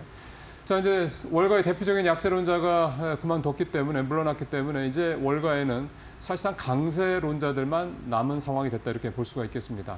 이제 여기서 이제 제가 오늘 드리고 싶은 말씀은 이제 시장에, 사람의 몸처럼 시장에도 이제 균형, 즉 밸런스가 필요한데 너무 이제 강세론자들만 이렇게 득세하는 시장 상황이 되다 보니 이 밸런스가 좀 깨지고 있는 게 아닌가 하는 우려감이 있는 겁니다. 또 하나가 건강을 유지하고 밸런스가 지켜지기 위해서는 나와 다른 생각, 나와 다른 입장이 시장에서 그래도 들여지고 받아들여지고 수용이 되는, 귀담아 듣는 어떤 그런 게 있어야 되는데 지금 분위기는 이렇게 물러난 것처럼 시장에서 별로 이제 나와 다른 생각에 대해서 듣고 싶어 하지 않는다라는 거죠. 그러니까 한쪽으로 계속 쏠려가고 있는 상황이 조금 더 심화되고 있는 게 아닌가라는 생각이 좀 드는 겁니다.